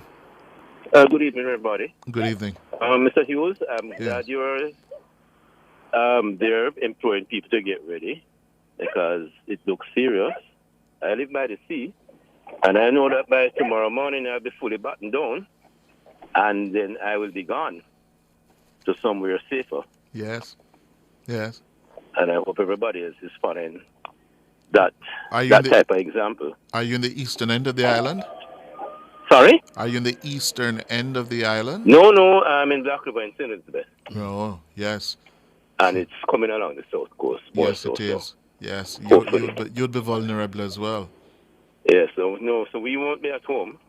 I'll go to my relatives tomorrow evening. Mm-hmm. And hope when we come back that we'll have a house. Yes, yes. But everybody needs to follow up. It don't look like a joke at all. Mm-hmm. It is serious, sir. It is serious. Yes, but you guys have to keep pushing the message, because not everybody is taking heed yet. Yeah. It is very dangerous. 155 miles per hour wind speed is dangerous. Very, very dangerous. Yeah. You don't want to be outside at all. No way. I remember Gilbert, and I remember the inconvenience after the howling of the storm. Yes. I remember my neighbor, actually, after I moved in, we moved in the year after Gilbert. Mm-hmm. But my neighbor had fixed his roof. He was living on the beach beside us. Mm-hmm. And he said that when the eye passed, he had just fixed his roof, so he wanted to stay in the house to make sure everything was good. Mm-hmm. And he says when the eye passed over, he wanted to come out. Mm-hmm. But the waves were passing his window. Mm-hmm. So he had to stay and cover down for another 6 or 7 hours, pushing water out the house and trying to keep the sandbags in place. Mm-hmm. So I won't live to do that one. I will run away and come back. And you're being smart. You are being very smart. If coward man keeps sound going, so he's not being cowardly at all. I can't stand up to 160 mile an hour wind, and I don't know what can. And we have the sea to contend with, so we will. So people who are living by the shore, I would say button down and run away. Absolutely, sir. All right, Paul. All right, take care. Good. The Ministry of Education, Cliff, says given the projected trajectory of the hurricane and the recovery efforts thereafter, the ministry has empowered school boards to close school for the summer term effective July 3, 2024, 2 days ahead of what was previously communicated on July 5. In an advisory published earlier, the ministry noted that schools should activate their communication channels to share information and respond to queries as necessary. Teachers should also ensure that students are picked up or dismissed from school with the knowledge of the parents, guardians, where there are changes in normal operations. So come Wednesday, all schools will be closed for the summer holidays. Yes. You get a day earlier. Yeah, essentially. Yeah. Well, we now have bulletin number 6 from the Meteorological Service. And you're going to help me read that, Ricardo, you have it? Yes, ma'am. Bulletin number 6, hurricane warning now in effect for Jamaica. As Major Hurricane Beryl continues on a track towards the island. The Met Service says the hurricane watch for Jamaica has been upgraded to a hurricane warning as Category 4 Hurricane Beryl continues to move over the eastern Caribbean on a track towards the island. This means that the following dangerous effects of a hurricane are expected to affect Jamaica in 36 hours or less. 1. Dangerously high water or a combination of dangerously high water and exceptionally high waves, even though winds expected may be less than hurricane force. And average winds of at least 119 kilometers per hour. At 7 p.m., the eye of Hurricane Beryl was located near latitude 13.4 degrees north, longitude 64 degrees west. This is about 925 kilometers or 575 miles east-southeast of Isla Beata in the Dominican Republic, or 910 miles east-southeast of Kingston, Jamaica. Beryl is moving toward the west-northwest near 21 miles per hour. The center of Beryl will move farther away from the southern Windward Islands tonight and continue westward to west-northwestward during the next few days. On the forecast track, the center of Beryl will move across the southeastern and central Caribbean Sea tonight through Tuesday and is forecast to pass near Jamaica on Wednesday. The release from the Meteorological Office, Bulletin Number 6, continues. Hurricane Hunter aircraft indicates that maximum sustained winds have increased to near 250 kilometers per hour or 155 miles per hour with higher gusts. Beryl is a strong Category 4 hurricane on the Saffir-Simpson hurricane wind scale. Fluctuations in strength are likely during the next day or so, but Beryl is expected to remain an extremely dangerous major hurricane as it moves over the eastern Caribbean. Some weakening is expected in the central Caribbean by midweek, although Beryl is forecast to remain a hurricane. Hurricane force winds extend outward up to 40 miles from the center, and tropical storm force winds extend outward up to 125 miles. All small craft operators, including fishers from the Keys and Banks, should by now be in port and are urged to complete their necessary safety precautions without delay. The Meteorological Service will continue to monitor the progress of Beryl, and all interests are encouraged to pay attention to further releases. The next bulletin on the system will be released at 11 tonight. Anthony, good evening. Anthony? Hey, good evening, Ricardo and Chris. How are you guys doing? Doing all right. I am wondering about something, and I witnessed Hurricane Gilbert when I was 13 years old, and I remember it as if it was yesterday and stuff. But one of the things that I'm wondering, Cliff and Ricardo, why is it that, and this goes across government, why do we wait until the hurricane season started to clean drains and stuff and all of that? Why can't it be something that is continuous throughout the year? To be fair to Desmond McKenzie, he did start ahead. I'm not blaming No, I know. And I'm only speaking about this particular instance because I recall attending some of those preparatory meetings. We had some outside broadcasts. There was some preparation, at least, I think, probably about a month ahead. But I take your point. I take your point that there could be some more proactive cleaning. No, and what I'm trying to say, Ricardo, Cliff, is that I don't live in Jamaica anymore, and I'm not saying thankfully because I live where tornadoes are, and I prefer hurricane over tornadoes because at least with hurricane you have a little time to prepare. With tornadoes you don't have it. But what I observed here is that you have like persons who are employed, and you would see as soon as the drains start getting bushy, the grass start to grow, they would have like cleaned them. So you'd have like over like every 2 months, every 3 months, the drains are clean and stuff and all of that. So I am saying if there's a program in place where you could have that constantly done, then we would not be in a situation now where, okay, an hurricane is approaching and we have to make sure that the drains are properly cleaned, so whatever water we can deal with it and all that. And that's why I'm just trying to say that we should have something that is being constantly done. So we don't have to be thinking about it whenever the hurricane season starts or whenever an hurricane is approaching. That's just a thought that comes to my mind. Yeah. Fair. Yeah.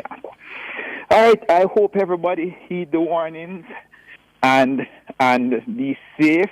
Guess what? We don't have any control over this. And yes, Jamaica is a godly place. We believe in our God. But guess what? Faith without work is dead. So sometimes we have to just get up and do the work. And if it don't come, we celebrate. If it come, we're prepared. So please take heed, people. That's my advice. All right, Anthony. A member of Parliament is reminding me that they receive allocations to do drain cleaning during the year, every year, not only when there's a hurricane or during the hurricane season. 630-9371-4 618-8255. Alaric, good evening. Even Cliff, even Ricardo. Good evening. Good evening. What's up, guys? Well, You guys ready? Prepared? As possible. I'm trying to be ready, so I'm doing the best I can. It has been happening every year that, they say it's going to come, and I'll just try to be ready because I don't know when it's coming. Mm-hmm. So I try to be ready. Ricardo, you're out in St. Thomas? Yes, on the border. This new highway and all the construction that they have done, it has not been tested yet. If the weather comes to see if the drains or those runaway have been blocked up. This will be a major test. There has not been heavy rains since. I heard E.G. Hunter talking about specific you'll have a points. good test now to see what happens. Yes, he was talking about specific points along the highway where he says they're going to be paying attention to in the event. For example, Shooter's Hill, a lot of water usually comes down off the hill. So we'll see how the drainage system there that they have constructed, how that holds up. Okay. So, Youth? Yes, sir. I hope you and your staff are safe and keep safe. And I'm just urging the Jamaican people to take heed. If they saw, I was watching what was happening in Grenada today and in Barbados. And by the way, Cliff, after Papa Nana butter you up this man, I think you would have sent him a couple beef and so that I could have go raid him and get some, but I see you sidestep him. Oh, my God. Even I know won't take me for, He was trying to butter you up, man. Yes, it never worked. But him never get through. No. All right, I hope your staff keep safe. And you too. And yes, and I hope the people in this country really make the preparations and take this thing serious. If they saw what happened today while you were showing it on YouTube, they will take some precautions. All right. And for the farmers like myself, I hope we don't go down too badly. Yes. So take care, guys. And okay, Alric, be careful. Yes, Cliff? Good. All right, Alric. Good. The JMMB Group wishes to advise its clients that due to the anticipated effects associated with the passage of Hurricane Beryl, all JMMB branch locations will close at 12 noon tomorrow, Tuesday, July 2, and will also be closed Wednesday, July 3. The JMMB Group invites its clients to call 876-998-5662 for further updates on its operations or to stay connected to its website and social media pages. JMMB encourages all Jamaicans to take every precaution to preserve life and property. Elaine is next. 8 minutes going up to 8 o'clock. You have to sign them when you read them. I will. Okay. Elaine? Yes, good evening. Good evening, Elaine. Good evening. Good evening, Chris and Good evening. Ricardo. Hi, Elaine. I'm just trying to remember Hurricane Gilbert. What was the wind speed for Gilbert? And it was Category 3. It was right? Category 3. Right. I don't remember And what it was the was four. exact wind speed, but it was within the Category 3 range. Oh, okay. And Beryl it's presently Category 4. So means that the wind speeds for burial are stronger. It's definitely stronger. Yes. I was just trying to remember because I remember Gilbert. I will tell you in a second, but continue talking to Cliff. Yeah. I'll tell you in a second. No, I was just trying to recall because I remember Gilbert as if it happened yesterday, right? Mm-hmm. And I recall that there we had a cherry tree at the side of the house, and Gilbert just took it up and threw it next door. So Right? it made landfall at 1 o'clock, and when it made landfall, the winds were 125 miles per hour. Okay, and Beryl is presently doing what, 150? 155. Okay. Mm-hmm.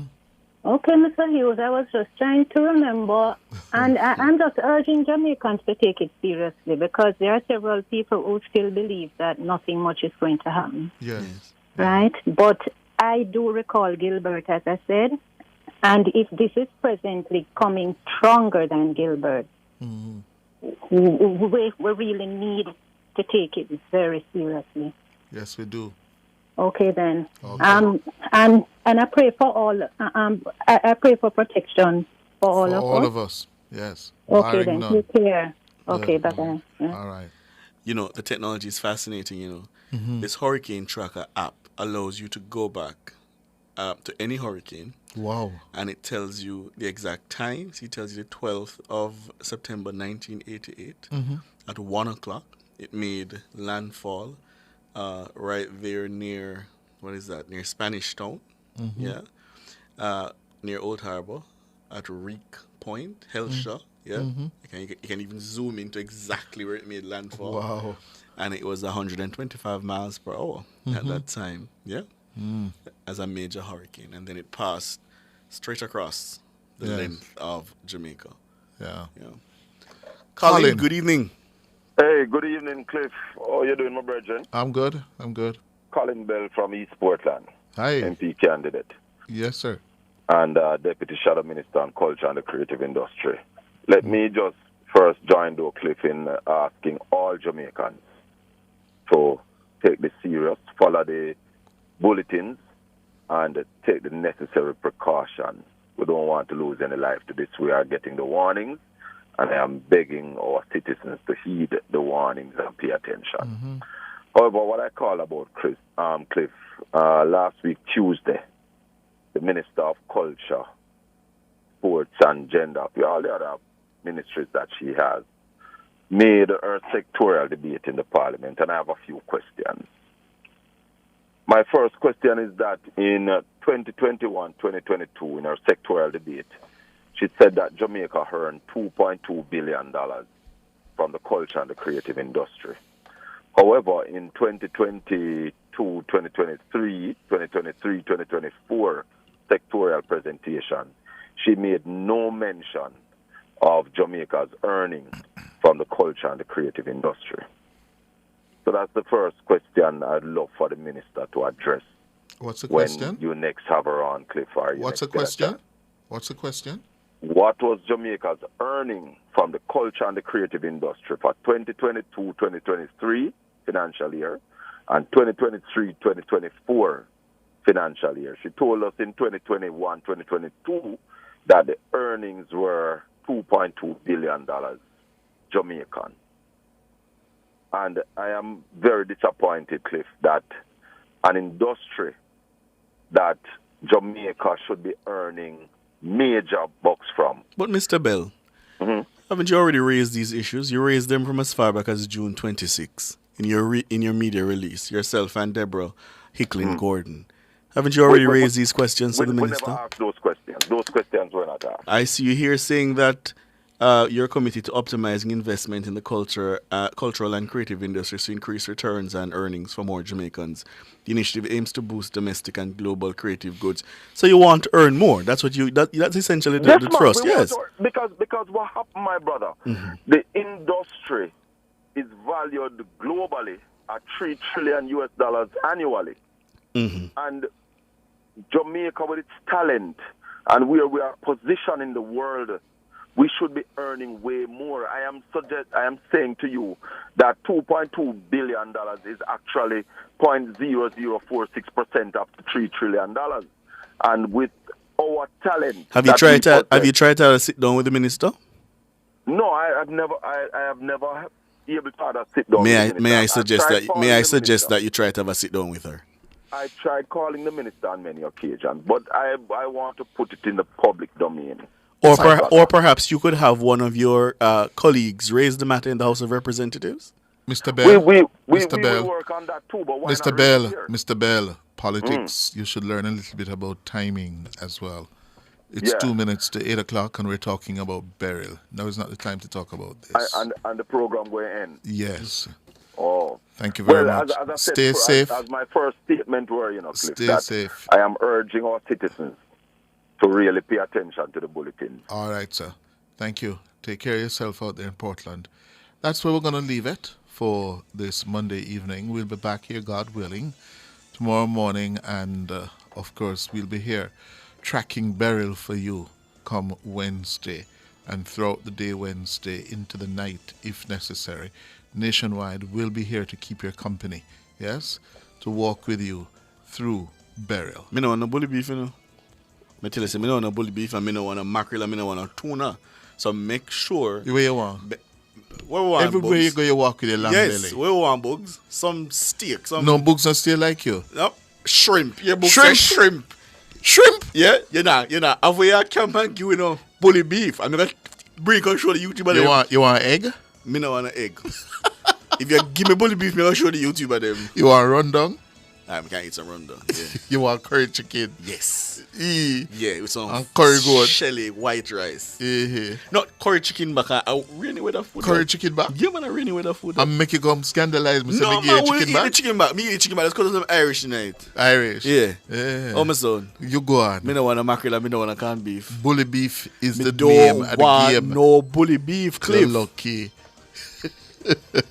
I'm Ricardo Brooks. Thank you to our producer, Dana Davey, our technical operator, Andrew Books Anderson, and of course, all of our callers and contributors. I'm Cliff Hughes. And I'm Ricardo Brooks. Reminding you, take care of your loved one and look out for your neighbor. Good night. Good night.